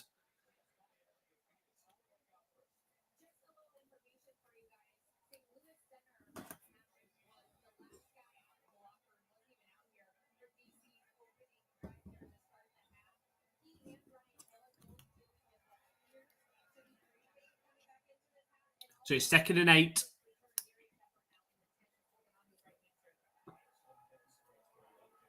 From the 23-yard line of the defenders.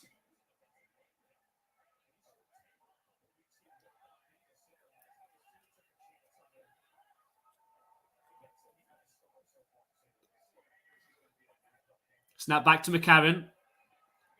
Wide open. Wide receiver. How did he get that wide open? I think he's a tight end. Nobody went with him. And that's a touchdown for the Battlehawks, and they take the lead for the first time in this game. It is. It's Jake Sutherland, the tight end, who seemed to just run a seam route up the middle, and nobody went with him from the defenders. And the Battlehawks take the lead 20-17. Just showing a replay of it. Nobody went with him. He was up on the line of scrimmage. Looked like he was going to be blocking. Got up and ran a seam route up the middle. Nobody went with him. And he's completely wide open for the 23-yard touchdown pass. That's McCarron's 3rd touchdown pass of the game as well. And they're going to go for 2 again. Snap back to McCarron. Flips it to Hill, but he's not going to get there. It's quite confusing to see. You can't really see the lines very well because they've got the football field marked out. They've covered it with green lines, but that's also made it more difficult to see exactly where they're at. But they didn't get in. But the Battlehawks do take the lead 20-17. Set up from that huge 72-yard kick return. The longest kick return in the XFL that we've had this season so far. We haven't had a kick return for a touchdown yet. That's the closest we've come. But it sets the Battlehawks up in excellent field position. And on 2nd down, McCarron's able to find his tight end in the end zone, completely wide open. And the Battlehawks take the lead.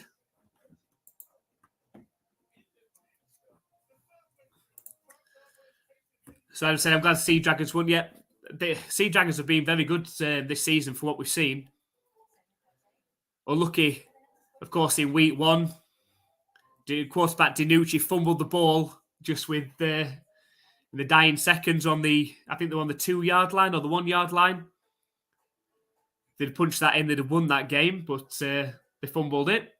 And then, obviously, last time out against the Battlehawks on the Thursday night game, it took the Battlehawks to kick a winning field goal as time expired. Had that field goal missed, The Sea Dragons would have won that one as well. They could have easily found themselves at 3-0. They find themselves now at 1-2 after winning 30-26 yesterday against the Vipers. But they've looked good, the Sea Dragons. I mean, Danucci has obviously played a bit in the NFL. Obviously, top wide receiver Josh Gordon caught a couple of touchdowns last night as well. So they've got the talent. So looking forward to watching the Sea Dragons against the Battlehawks. Should be happening in the next few weeks. Now, thank you very much, Adam. We appreciate you as well for coming on. And we're happy that the Battlehawks have taken the lead in this game for the first time.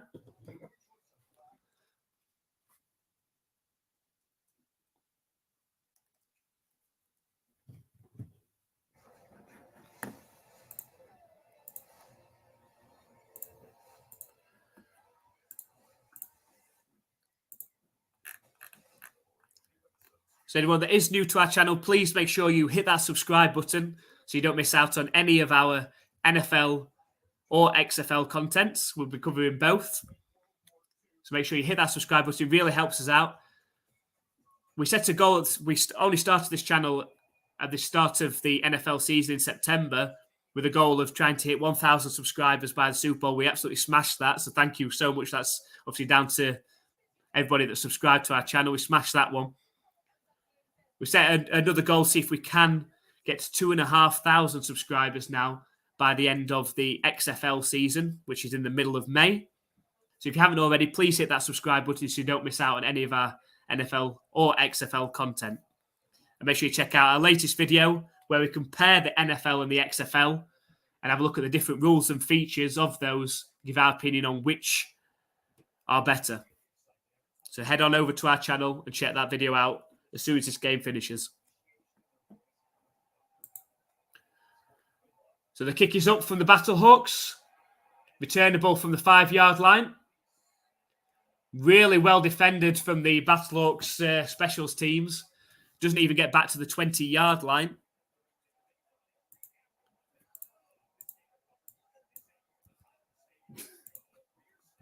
They're just showing the beer snake is getting some screen time. It's doing pretty well. It's almost all the way from the bottom of the stand now to the top, right where the cameras are at the top.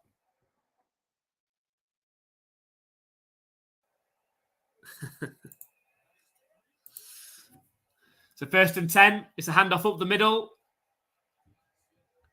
Solid running for 6 yards up the middle for the defenders.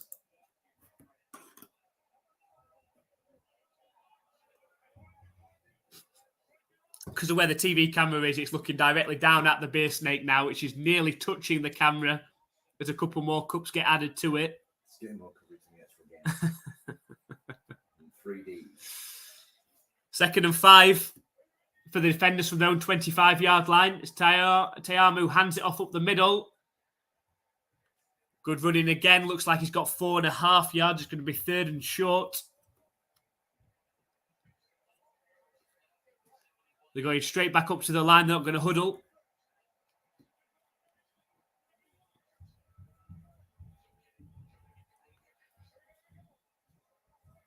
So look at 3rd and inches. Teamu in the shotgun. It's going to be a pass play. Fires it over on the slant and it's caught for the 1st down. 5-yard pass play.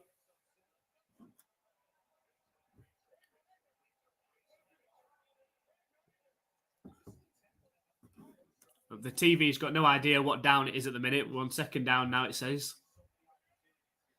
Must have given a 1st down on the last one. Fires out to the receiver on 2nd down. Fights forward for 8 yards. It's going to be another 1st down for the defenders.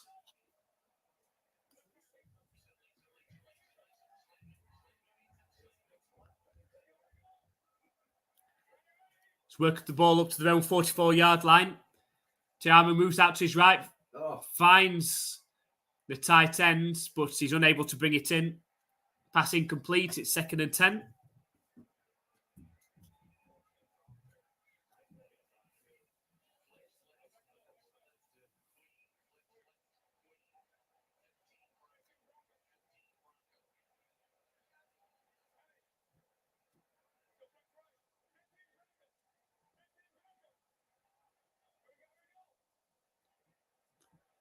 So 2nd and 10 from their own 44-yard line for the defenders.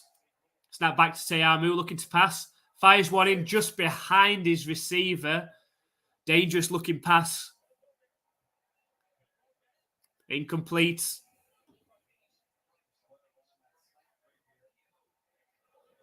Receiver didn't seem to be ready for it, Blair. That's going to set up 3rd and 10.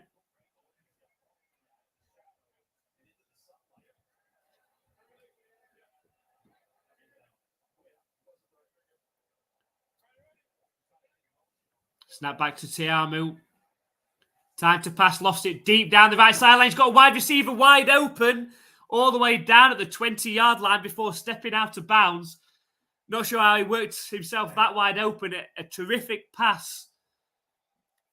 And the DC defenders are going to be just inside the red zone. Good game. Great pass and catch. This will be 1st and 10 for the DC defenders. And he kept it being right on the 20-yard line. Snap back to Teamu, looking to pass. Under pressure, gets hit as he throws. Didn't see it coming, did he? And the ball goes into the ground for an incomplete pass. Got absolutely walloped on his blind side. Didn't seem to see it coming.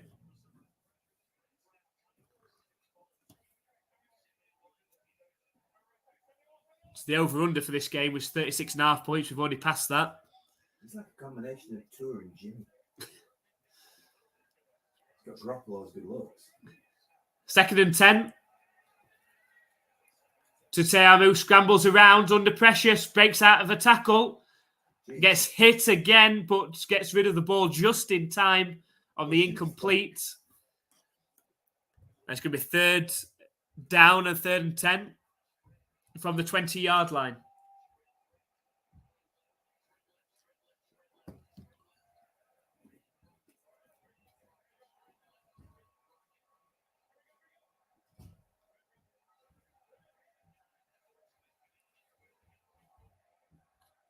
So 3rd and 10.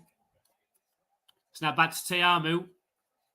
Time to pass. Finds a receiver open inside the 10-yard line. And it's going to be 1st and goal from the 8.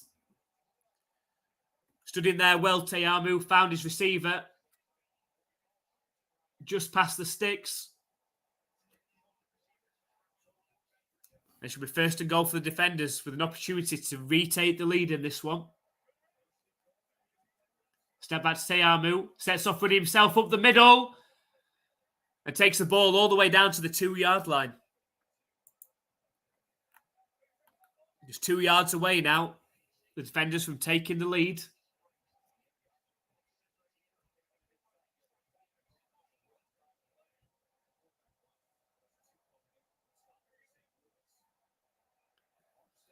The 2nd and goal from the 2-yard line for the defenders. It's a handoff up the middle. It's kept as a keeper, rather, to Teamu, who dives into the end zone. And that's a touchdown for the DC defenders. And they retake the lead 23-20, pending the extra points attempt. But the second half has started off as entertaining as the first, not many turnovers, of course. But the defenders got an opportunity to extend their lead now with the extra points. They're going for 2 points from the 5-yard line. Snap back to Teamu, moves out to his right, looking for a receiver, and he connects with a receiver coming across the field in the end zone. And the 2-point conversion successful. The DC defenders now lead 25-20 in this game. A terrific game, this one. Back and forth. The defenders got off to a great start in this game, 14-0 up. The Battlehawks fought back to tie it up at 14 apiece. A defenders' field goal to start this second half gave them 17-14 lead. And then the Battlehawks scored a touchdown for themselves to lead 2017. And the defenders have now retaken the lead and converted the extra 2 points and lead 25-20 with around 3 minutes left in the third quarter. So unfortunately, Adam, they didn't fumble for the touchdown. Unfortunately, the defenders have retaken the lead.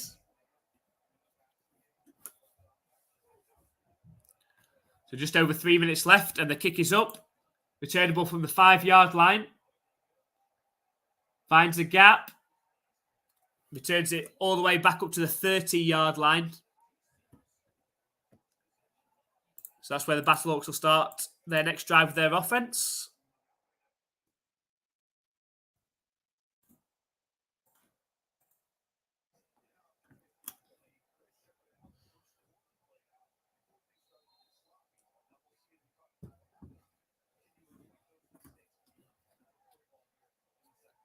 So 1st and 10 from their own 30 for the Battlehawks. Snap back to McKay. It's a handoff up the middle to Hill, who's taken down after gaining 2 yards up the middle.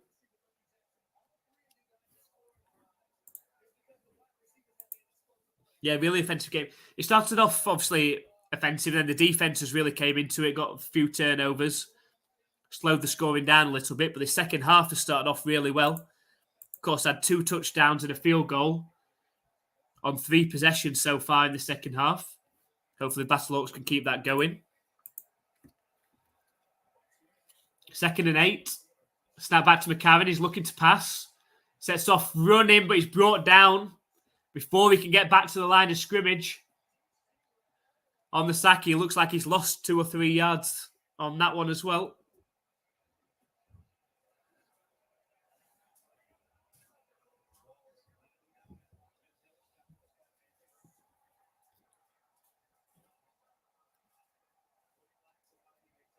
So 3rd and 13, so he actually lost 5 yards on the sack. 3rd and 13 for the Battlehawks. Trips left. Snap back to McCarron, looking to pass under pressure. He gets his arm hit. The ball comes out. I reckon we've got it. This could be a fumble. I think this is a fumble, and the DC defenders have got the ball as well. Never saw it coming. As he pulled the ball back, the defender came round on his blind side, hit his arm. The ball came out. It's a clear recovery from the DC defenders as well. Dean Blandino and the booth are just taking a look and making sure that it is a fumble.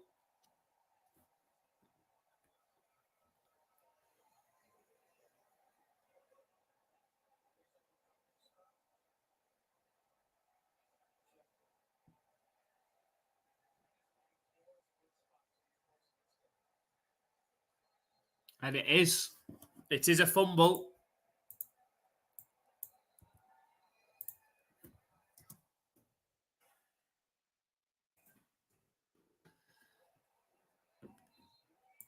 And on first down, it's a flip pass out to the running back for the defenders.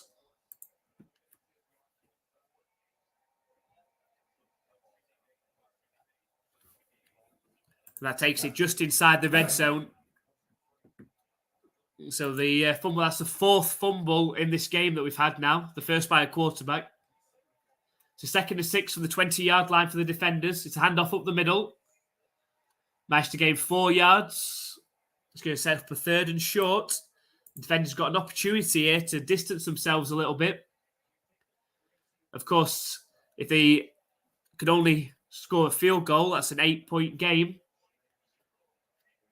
Still a 1-score game, of course. A 9-point game is still only a 1-score game in the XFL.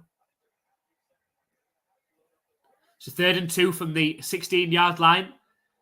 It's a handoff up the middle, but completely stuffed from the Battlehawks. Looks like a loss of 2. And this could be a field goal attempt incoming.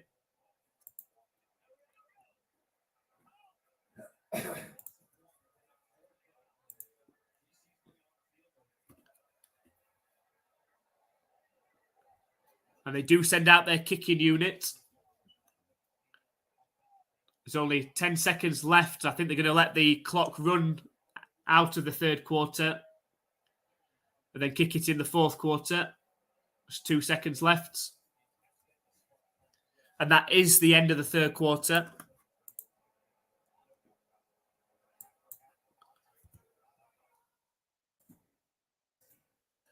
As we end the third quarter, the defenders after that fumble forced a clear fumble on AJ McCarron. Are going to be attempting a 35-yard field goal with an opportunity to make it an 8-point game. And that's how we're going to be opening up this fourth quarter. Yep.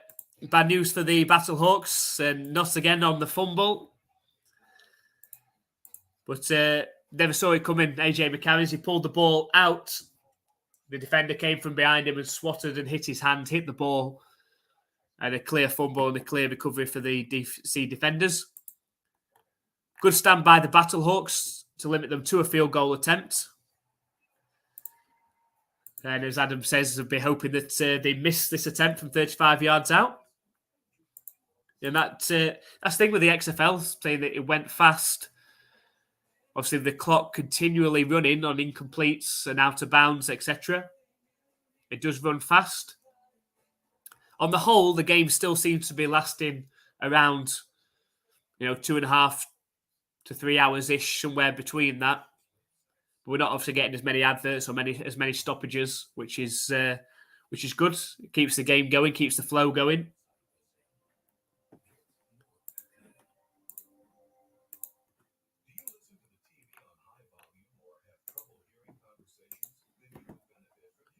So if we have got anyone that's new to the stream that hasn't watched the XFL before, make sure you check out our video which we released before the XFL started this season.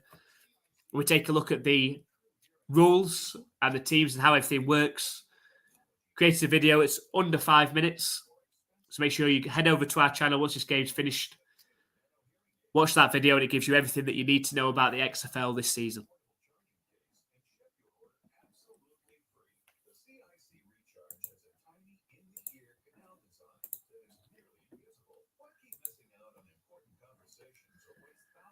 Our video from week 2, we reviewed the XFL, gave our opinions and our opinions on each of the 8 teams after that first round of matches as well. So make sure you watch that video as well. And finally, our video released yesterday where we take a look at comparing the NFL versus the XFL and give our opinion as well on which aspects and features we think are better in the NFL or the XFL. So make sure you head over, watch that video, and give your thoughts and opinions in the comments as well.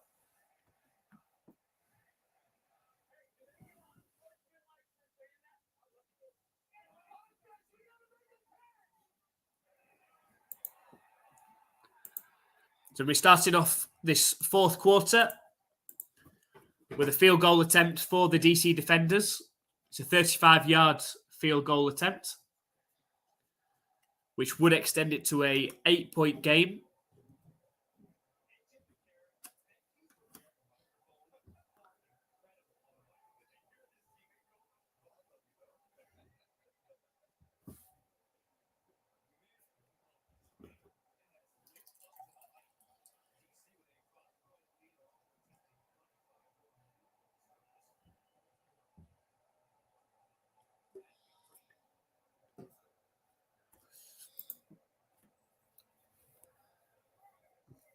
Still waiting for them to attempt the 35-yard field goal. It looks like they're just about ready to line up. And the ball has been spotted. So it's from the right hash.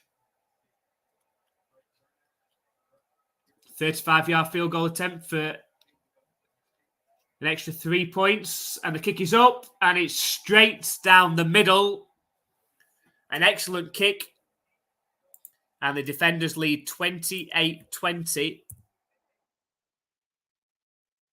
Just inside the fourth quarter, which, to be fair, is where the Battlehawks have played their best football of the season so far in this fourth quarter. So they're hoping that they can do it again in today's game. You know, it's 8 points, which is obviously a touchdown and a 2 extra point conversion to get back into this game.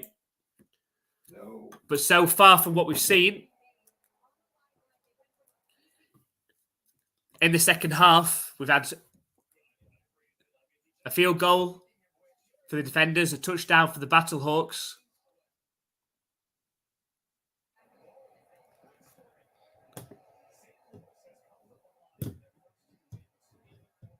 Then a touchdown for the defenders. Then a fumble of AJ McCarron, the turnover, and then we've got the field goal for the defenders. So we've had a good second half so far, continuing on from where the first half left off. Just about ready to kick off back to the Battlehawks. They're looking for a good return. The kick is up. Returnable from the 5-yard line. Pushed out of bounds around the 26. Is this a soccer stadium then?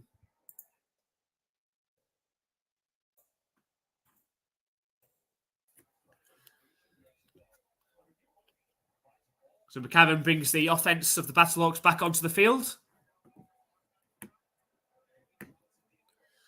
Yes, they did well to hold them to a field goal, absolutely. Just need to protect the ball. So this is where the offense has really come to life for the Battlehawks in the last 2 games. We're hoping they can continue that in this game.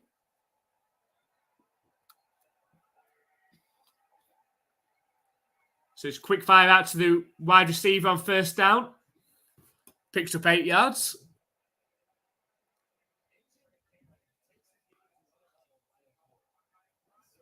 A good game for AJ McCarron.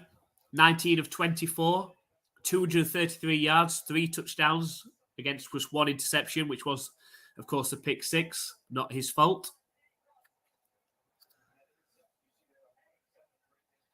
Got a 2nd and 2 from their own 32-yard line. McCarron's under centre for this one. Single back. It's a play-action pass, though. McCarron's got all the time to throw. Lofted pass. Dangerous-looking pass that could have been intercepted, really, and should have been intercepted. Tried to float a pass in there.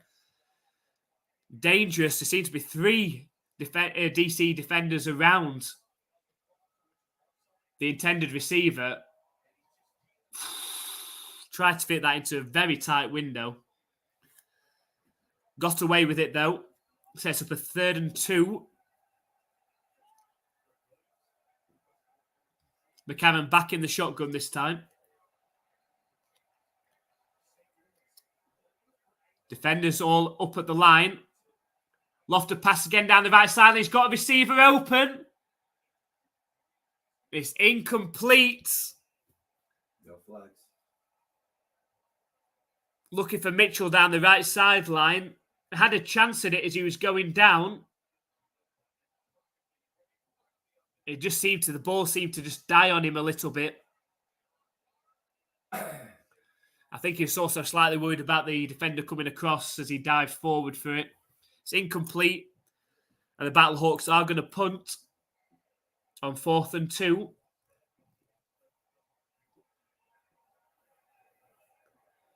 And the punt is up. Doesn't look like the very good punt either. Returnable from the 30.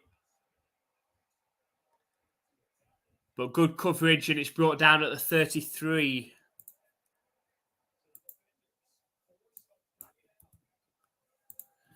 So another good stand by the DC defense. The Battlehawks defense are going to need to stand up tall now. Any points for the defenders on this drive will make it a 2-score game.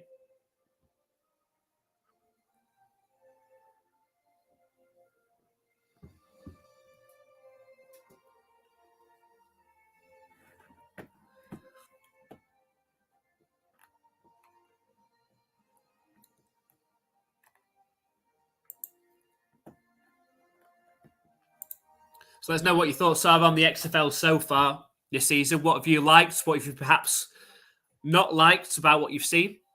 Sort of about what we talk about in our latest video as well. Do you see a future for the XFL? Do you think if you can get through this season? I mean, we were talking earlier about what happens next season with the players. I don't know how long the players are actually contracted for or anything like that, because obviously I'm sure that the players are free to get picked up by NFL teams in the pre-season. So I don't know how things move forward for the XFL if they were to go another season next season. Which players are tied in? Who's tied in? Do they have to redraft everything? I'm not entirely sure.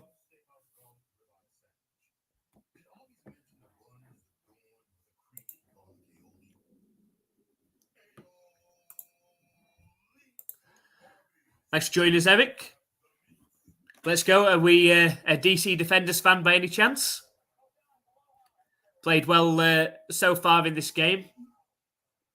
Got an opportunity now to make it a 2-score game. Let us know if you are a DC Defenders fan.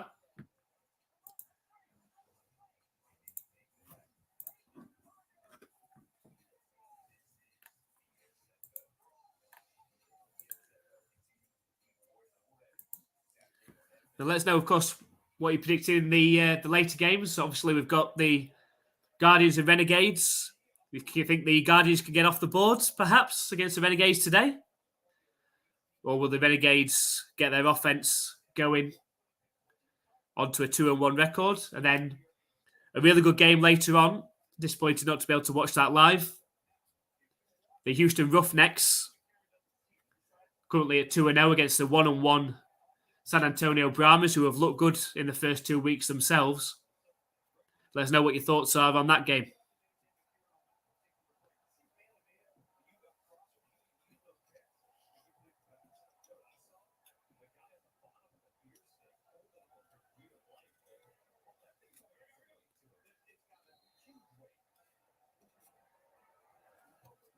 So 1st and 10 from their own 32-yard line for the defenders. Handoff up the middle. Managed to gain about 3 yards on the ground.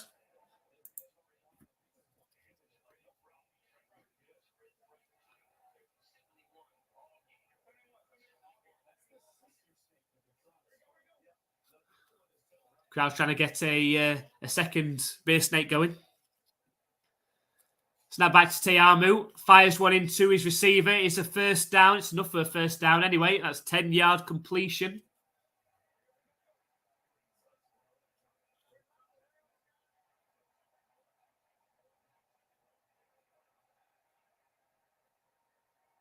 That takes the ball up to the 45-yard line as well for the defenders. Clock ticking, just under 12 minutes left in the game.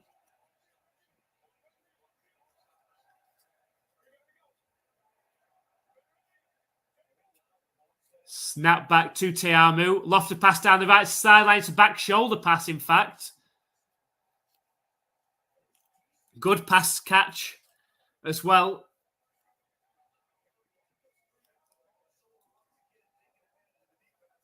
A good 16, 17-yard pass play. Takes them into Battlehawks territory now.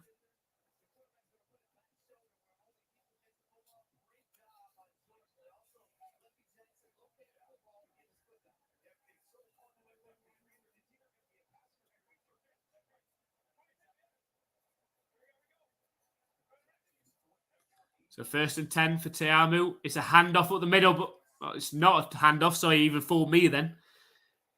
He's a keeper, but got stopped himself at the line of scrimmage. Going to be 2nd and 10.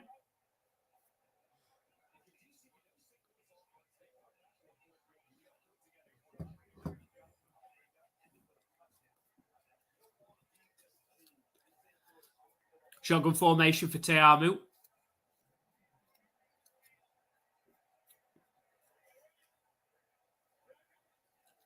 Snap back to him. It's a handoff up the middle. Burst through. Dives forward for the first down. Now inside the 30 of the Battlehawks, the DC defenders. Looks like they're around the 27-yard line. already in field goal range.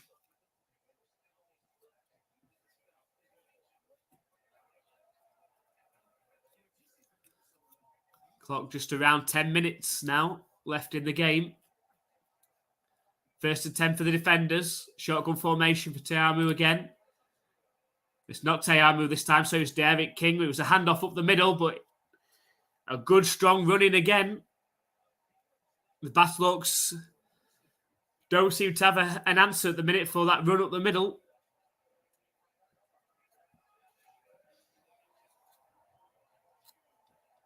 And it's King that stays in there. Obviously, it seems to be a particular package they've got. 1st and 10 from the 12-yard line, from the 17-yard line. It's a handoff up the middle, again to the running back, who takes it just inside the 10-yard line. It's going to be 1st and goal for the DC defenders.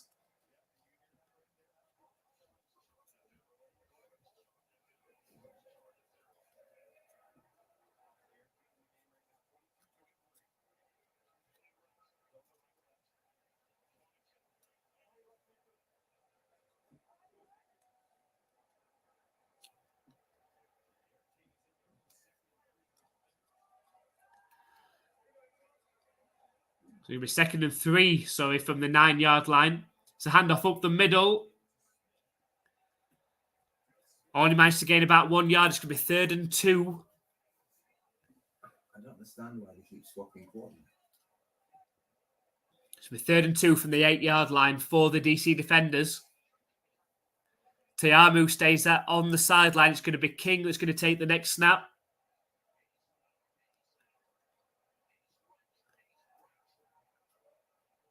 Clock around 8 minutes now. Really good drive from the DC defenders.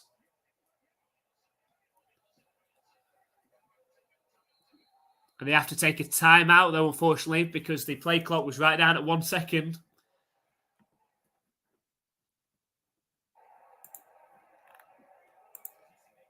Thank you very much for joining us, Clint.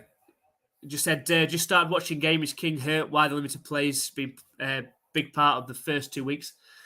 They seem to have split the time. Clint Teamu's played the majority of the first half. King came in for a couple of plays. They started off with Teamu in the second half as well, and then King's just come in for the last few plays again. Seems to be just particular packages that they have for King at the minute.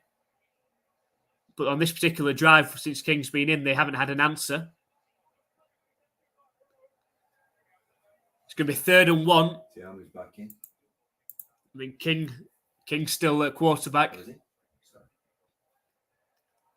So King's still a quarterback on 3rd and 1.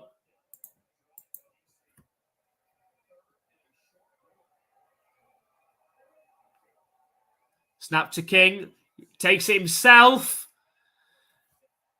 And just about brought down, but he's inside the 5-yard line. It's going to be 1st and goal from the 3. The defender's just 3 yards away now from extending their lead to a 2-score game.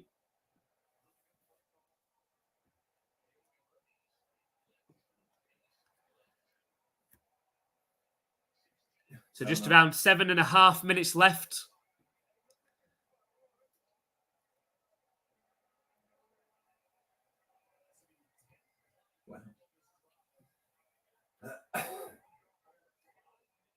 First and goal. Oh, absolutely laid out. King handed it off to the running back on the sweep. Read perfectly by Battlehawks linebacker, who absolutely smashed the running back. And that's going to be 2nd and goal now from around the 5-yard line.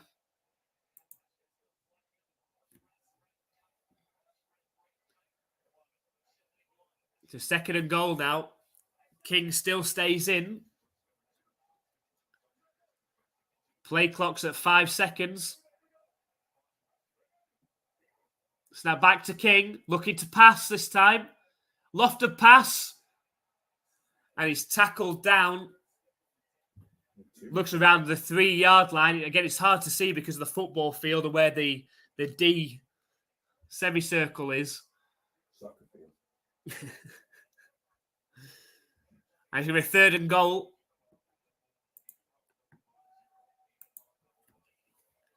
Just over 6 minutes left in the game. It's 3rd and goal for the DC defenders.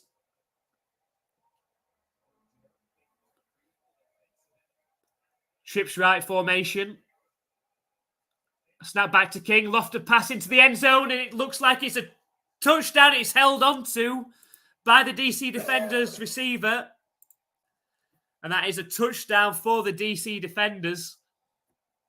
And they extend this lead to 14 points now, pending the extra points attempt as well. Thank you very much for joining us, Edwards. I'll keep you updated on the time as well.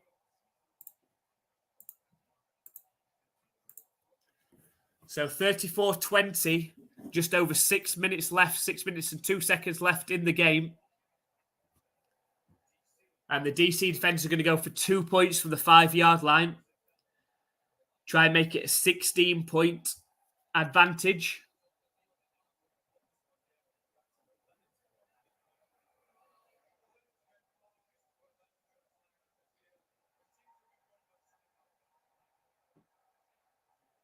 Was that team's got to go to sideline? Because we've got Lemons on the field. Lemons are back on the field. This happened last week at the DC Defenders game. That seemed to be when the beer snake got broken up last time out. The fans started throwing lemons. We've now got Lemons on the field. I think more so in celebration for the DC Defenders this time. Or maybe it's a celebration. They've got a beer snake all the way from the front of the stand to the back of the stand. So maybe it's that in celebration. I don't know how many rows back that is, but that's probably close to 2,000 beer cups, which is some achievement.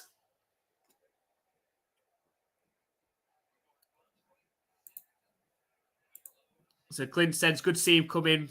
It's what makes DC offense hard to play against. 2 different QBs, 2 different offenses it is. Sometimes it can be hard to get that momentum going and that flow if you keep on changing, but it seems to be working very well for the DC defenders so far this season. Obviously, Tiamu more of the throwing quarterback, but can certainly run himself. Derek King more of a runner, more of a Lamar Jackson type player.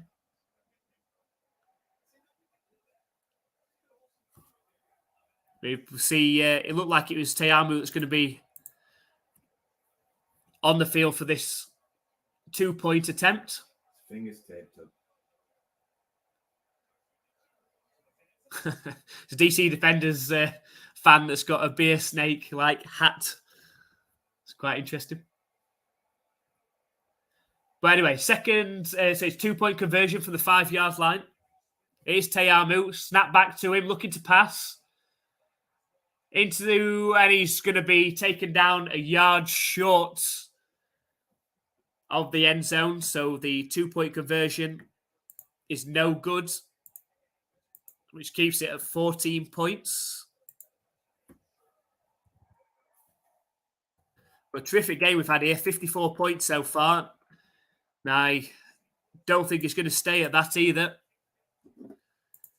Starting to get into what we call the Battlehawks territory now. Came back in the first game from 12 points down. Came back against the Sea Dragons last time out as well, right at the very end. But really need to get some points on this next drive.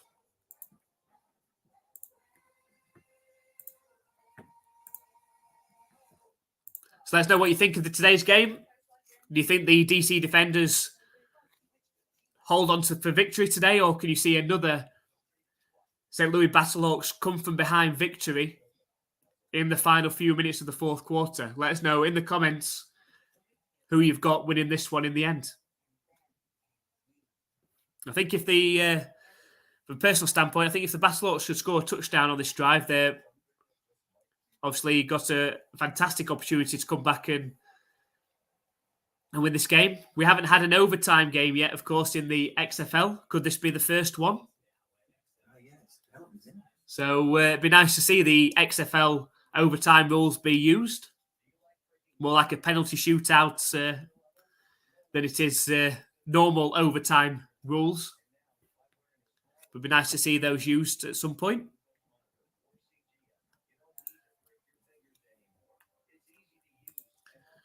So Clint said, do you think Houston remains unbeaten today?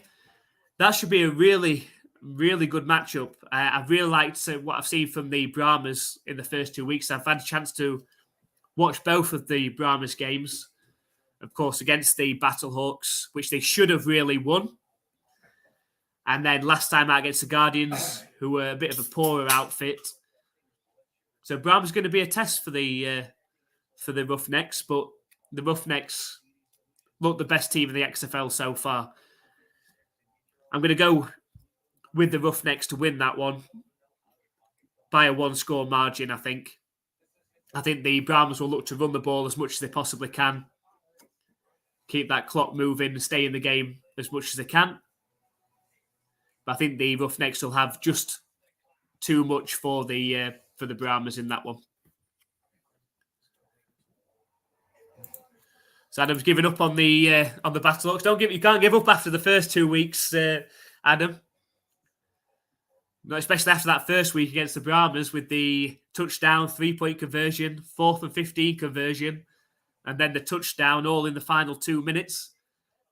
They're also able to work the ball up the field in the last 30 seconds against the Sea Dragons to kick the game-winning field goal as time expired.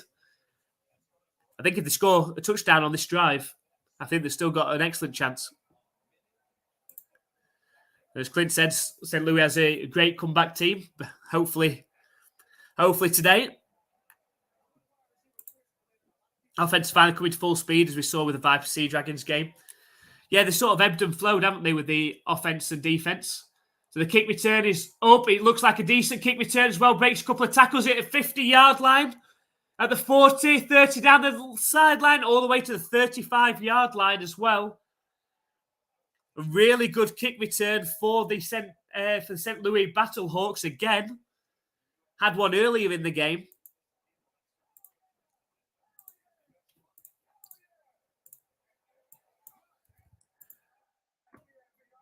And give the Battlehawks an excellent opportunity of scoring a touchdown to get back into this game. The 1st and 10 all the way down at the 30-yard line of the defenders.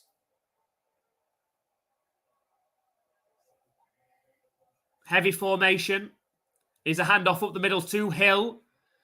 Has to work hard to gain a yard, maybe 2.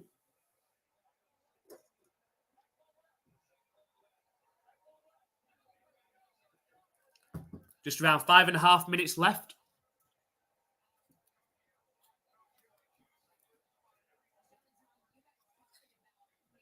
It's 2nd and 8 for the Battlehawks. Empty backfield. 3 receivers to the right. Snap back to McCarron. Time to throw. Fires it in. Incomplete, though. Unable to find his receiver.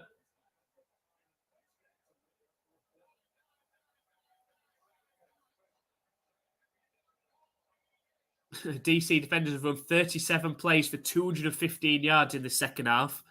The St. Louis Battlehawks, 9 plays for 28 yards. some golfing plays there. Shotgun trips right for the St. Louis Battlehawks, 3rd and 8. Snap back to McCarron.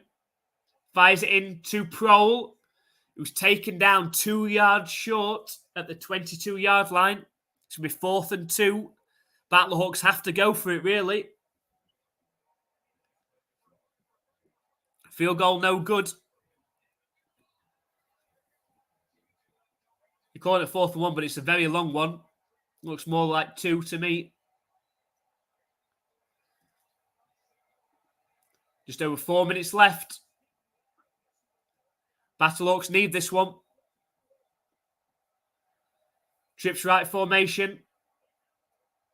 Snap back to McCarron. Time to throw. Lofted pass. It's a back shoulder pass. It's off target to Butler as well. A poor pass from AJ McCarron. Threw it behind Hakeem Butler. And it's a turnover on downs. And now the Battlehawks need their defense to stand up and get a very quick stop. Was the right idea, and if Butler hadn't gone down so far downfield, it would have been The right sort of pass. McCannon's not happy. I think that was what he was thinking.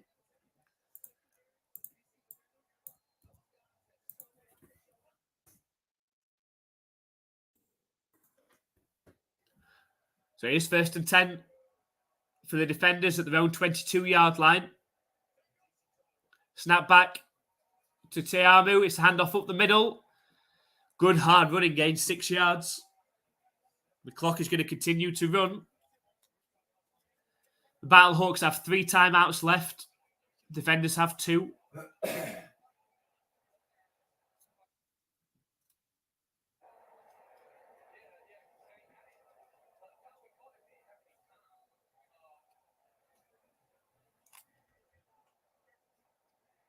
So 2nd and 3 for the defenders.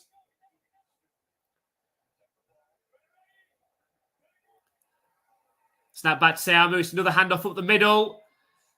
Works it for a 1st down.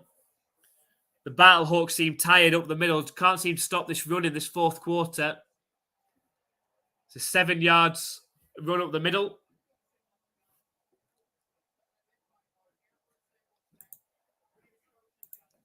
So Clint said, do you in the UK have some sort of pro football or semi-pro league? Some countries do, but call it gridiron. So we do have a summer league run by BAFA, which is British American Football Association, which players play in. I used to play in it myself as well. Do also play it at university as well. And that has fed some players into the NFL Academy as well. I know some players have then gone from the NFL Academy into playing perhaps at high school in America or in Canada as well. I think the more the sport grows, which is growing year on year, I think there's going to be more and more opportunities for people coming across from the UK, absolutely.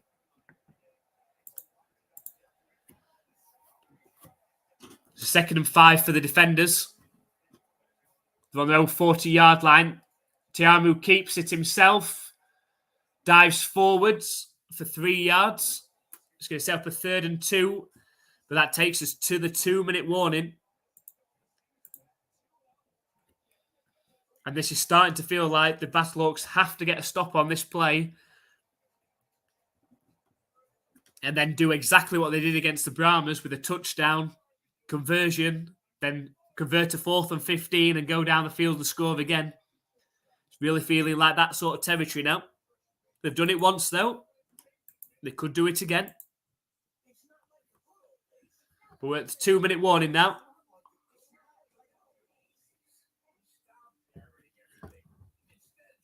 And a big 3rd and 2 coming up on this next play. I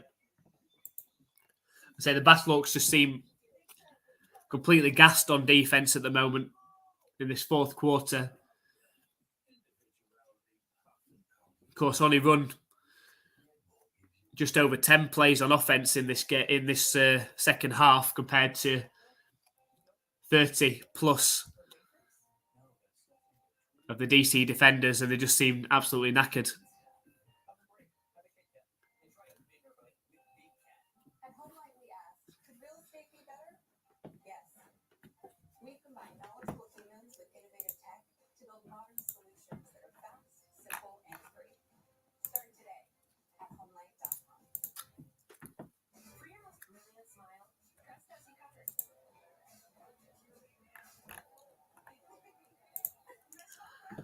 I think for what we've seen in the XFL so far, that the Houston Roughnecks, obviously the team to beat. We'll find out how they get on against the San Antonio Brahmas later on, of course. But let us know in the comments who you are backing. Who do you think? Do you think the Houston Roughnecks are the favourites at the moment, or do you think there is another team that could challenge them? Obviously, the way that the XFL works, each team in each division, the North and the South, play their divisional teams twice, home and away. And then they play the teams from the other division once. So 10 games in the season. And the top 2 teams from each division go through to the semi-finals. And then the final, which we played in the middle of May. I think it's a Saturday night game, I think. So here we go. 3rd and 3. A huge play for the Battlehawks. They send pressure up the middle. And they do stop the run for just 1 yard up the middle. They blitz it well. It is 4th down. And the Battlehawks take their first time out.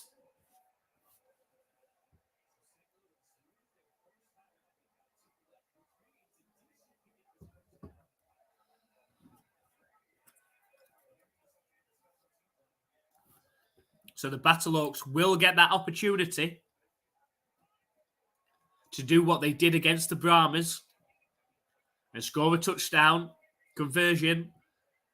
Then instead of the onside kick alternative, convert to 4th and 15 from their own 25-yard line and go down and score again in order to at least tie this game or perhaps win it.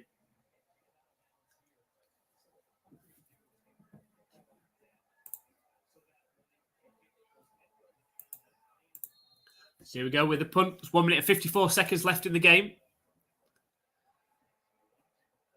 Punting coming.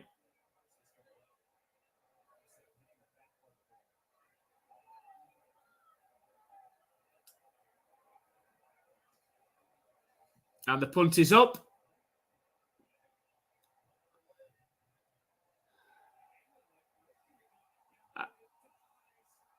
And it looks like it bounces just into the end zone. It bounced at about the 2 and rolled ever so slowly towards the end zone. And the DC special teams just couldn't get there quick enough.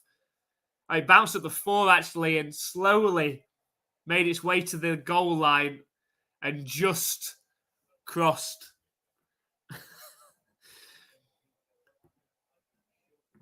So real close. But it does mean that the Battlehawks will start from their own 35-yard line. So a bit of a break for the Battlehawks there. They could have been starting from their own 1. But they do start from their own 35-yard line, knowing they have to score on this possession. And quickly. Snap back to McCarron. Fires it to Butler. Completion. Gains 5 yards. Clock keeps running though.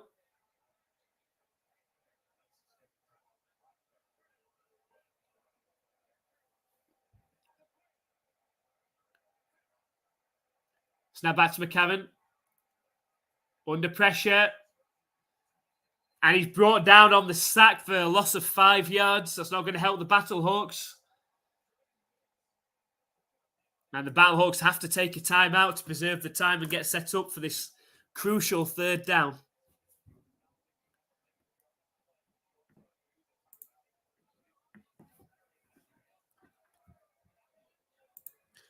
So any players you see in the NFL training camp invite so far this season, I think what I've seen from Hakeem Butler for the Battlehawks so far, you know, he's the size he is and the body shape that he has.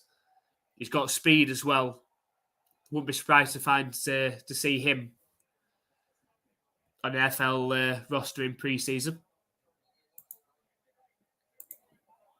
Are there many home brewers available? Yep, plenty to go at. Showing a few there. Yeah. Yeah, and it clearly was a fantastic punt. So close to getting them on the 1 yard line. Here we go. 3rd and 10 from their own 35-yard line. Plenty of time to pass from McCarron. Fires it into Butler. Makes the 1st down. Continues going. And he gets into defenders' territory. Got pushing and shoving. Of course, it is a 1st down in the 4th quarter, so the clock does stop until the ball gets spotted. It has been spotted now. Clock ticks under a minute, and the Battlehawks spike the ball with exactly 1 minute left on the play clock.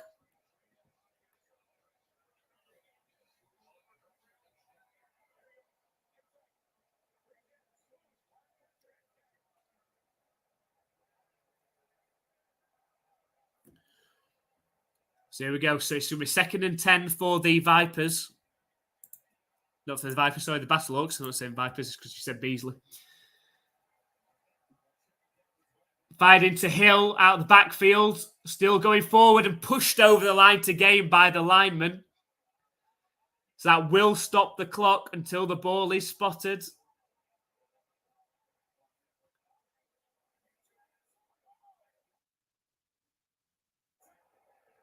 And the Battlehawks spike the ball again.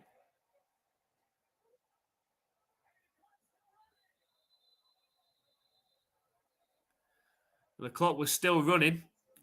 That's not going to help. Should be around 50 seconds. Yes, because Clint said about Beasley could earn a low snap roll on a team. We're talking about Vic Beasley, I assume. Potentially.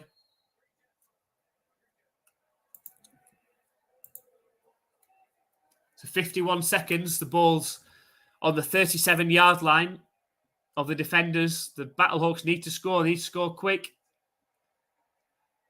McCarron under pressure. Unable to find his receiver, Prohl, who was open out wide.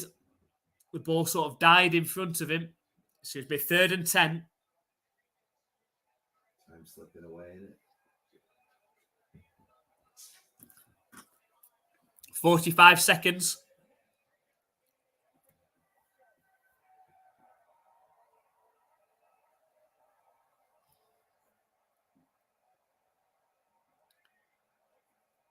Snap back to AJ McCarron.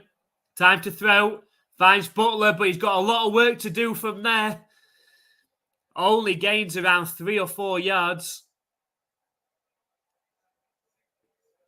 And I think the Battlehawks take their final time out. It's 4th down, an absolute desperation time now. There's only 36 seconds left in the game. And the Battlehawks have got no timeouts now.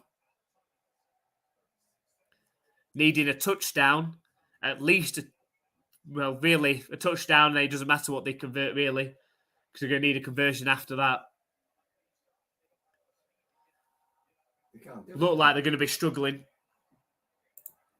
So Clint said either it's the rules or the NFL needs to hire the XFL script writers. I feel like every game's been down to the wire. They have been very close, unless it's been an Orlando Guardians game. Those games haven't really gone down to the wire. Right, empty backfield for McCarron. 4th and 6 from the 33-yard line. All or nothing. Lofted down the left, looking for the end zone. And it's intercepted, it looks like, at the 1-yard line. An excellent interception. And that could be it. A brilliant catch from the safety coming across. And that could be game over. And the defenders moving on to 3-0. And the Battlehawks slipping to 2-1.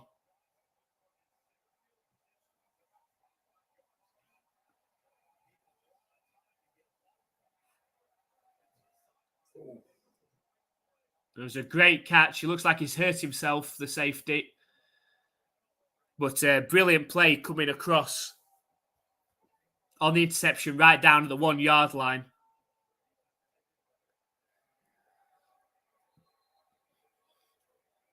And since the defenders are going to have to start there, the Battlehawks are just going to have to sell out and try and force a safety. There's no other options. Paxton Lynch can't remember the script, that's why.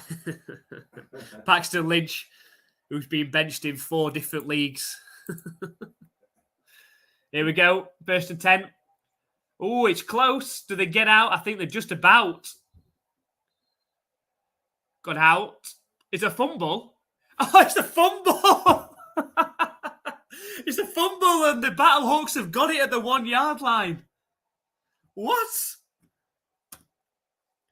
The defenders were running a sneak and have somehow fumbled it, and the Battlehawks have got the ball on the 1-yard line. Oh, this Tiamu didn't collect the snap from the centre. The ball's rolling around on the ground and then landed on by a Battlehawks defender. Head coach Anthony Becht of the Battlehawks already taken his headset off.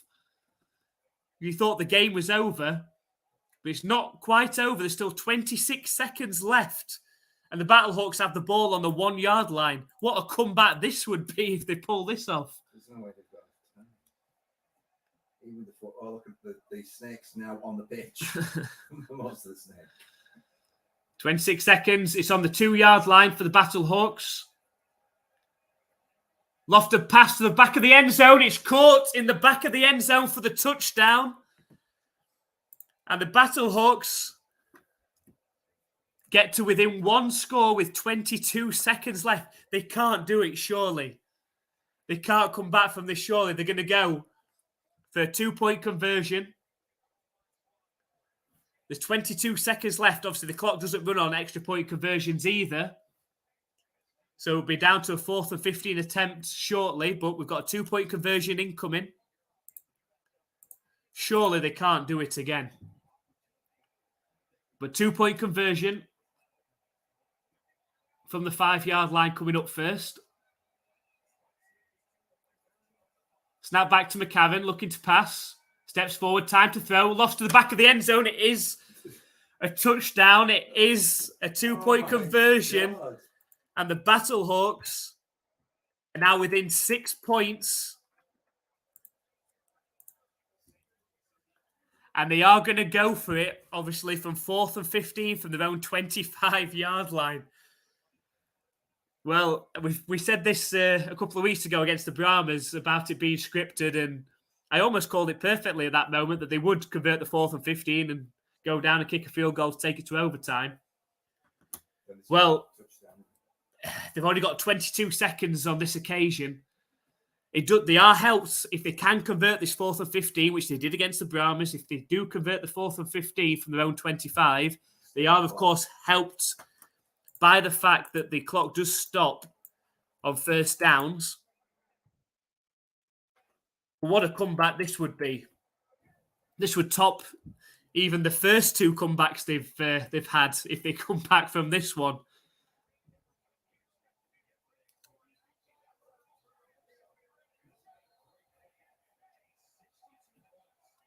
They were 14 points down with 26 seconds left. Here we go, 4th and 15. It's all on this play, really. Snap back to McCarron. Under pressure, though, and he goes down on the sack. He's claiming he was face masked. And he's brought down on the sack, though. There are no flags. There is a flag. There's a massive fight going on. There's punches being thrown and all sorts. I think that's what the flag might be, rather than the flag for the face mask.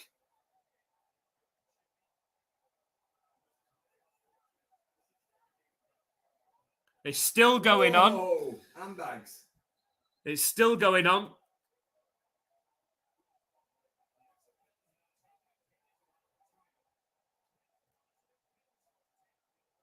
No, I think the game's still over because I think the penalty was not on the face mask that McCarron was calling for.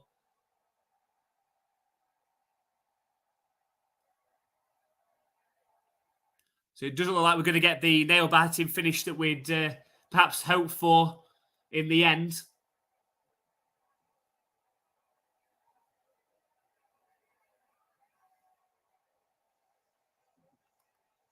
We're still trying to split the players up at the minute.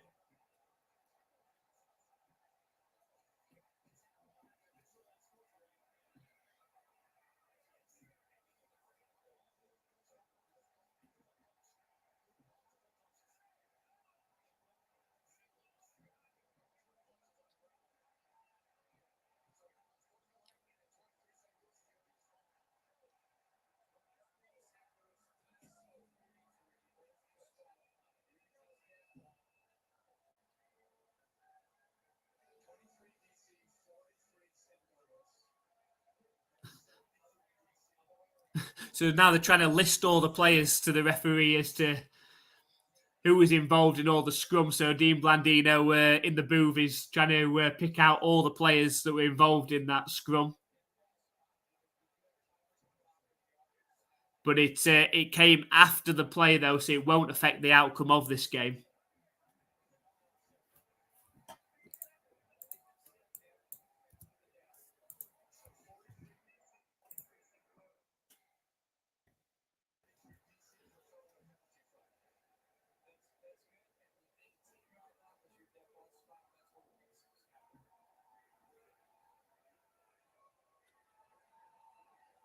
The referee's going to perhaps read his list of players out here.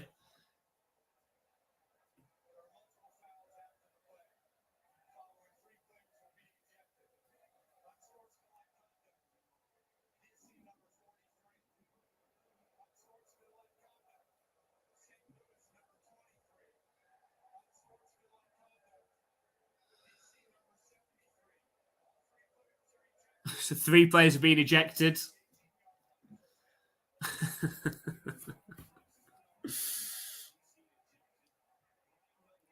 AJ McCarron still arguing the fact that he believed he was face masked on that last play. We still haven't seen a replay of that play because of all the skirmishes. But it would be interesting.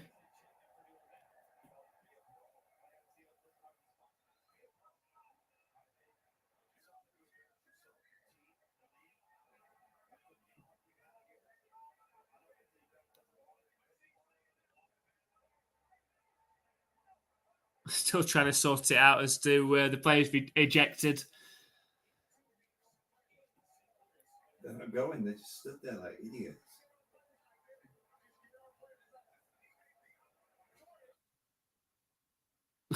Coaches are arguing about getting players back now and not getting involved in the fighting themselves. We've got 16 seconds left.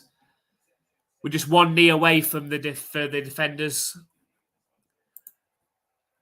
This game will be won.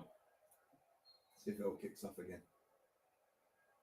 Tiamu's out there, may take the knee. And it is the pushing and shoving again. No surprises. And there is a flag.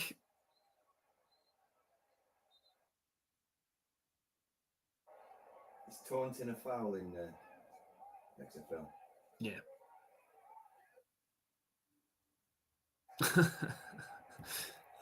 And the head coach, Anthony Becht of the Battlehawks, is just telling to keep the players off of the field because you can see something kicking off in 10 seconds' time once this game's finished. Full Royal Rumble in the middle of the field, I reckon. The play clock is running, so that should be it. 5 seconds. 4, 3, 2, 1. The play clock goes down 0. The DC defenders advance and improve to 3-0. As the Battlehawks can't quite complete the miracle comeback on this occasion. They had the opportunity presented to them off of the fumble on the own goal line by the DC defenders, but they couldn't quite complete the comeback on this occasion. It's like Clint said, Vince Vaughn would have been so proud of that kick-off at the end. As Clint said, Vince McMahon says this is the XFL. He pictured laughing, yeah. Yeah, all kicked off there. It's been rumbling throughout the game now. There's been quite a bit of push and shoving right from the first quarter. But an excellent game. Another excellent advert for the XFL. 34-28 game between 2 top teams that will be facing off again this season because they are in the same division. So that should be a match to look forward to. The players will remember each other, that's for sure. And said the good news that at least the beer snake will be disposed of properly instead of being launched on the pitch, as we saw some of the cups in the backs of the end zone. If they want to keep the beer snakes things going, they've got to make sure they put their cups into recycling responsibly. Clint said, "Will they get fined in the XFL or suspension?" I'm not sure. There's got to be some sort of penalty, otherwise you can't go around doing that. They don't get paid that much, though. I think it's only, I'm not saying only, but I think it's $5,000 a week. So it's obviously nowhere near the money they get paid in the NFL. So maybe they get fined half of that, maybe. I'm not sure. It depends on what it is, I guess. But there must be some sort of penalty as a result of doing that. Yeah, go at DT should get to spend that much. Yeah, you knew that was going to happen on that knee. You can see how they were lined up and what had just kicked off before, that someone was going to come bursting through to try and hit somebody and kick something off, that's for sure. That's better, but he didn't throw any punches or anything like that apart from knocking a few linemen over. So he didn't get ejected, so...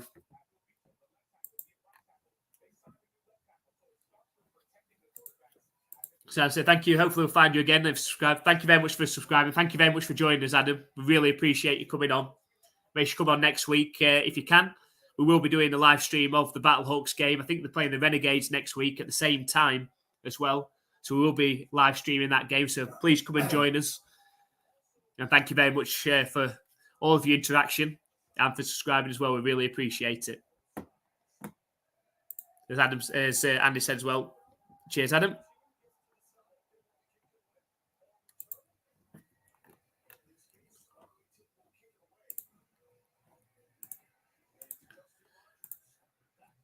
Of course, just finish this game off then. So the DC Defenders, in a tightly fought contest, a hot-headed contest in the end, come out on top 34-28 and advance to the top of the division in the North to 3-0. The Battlehawks slipped to 2-1.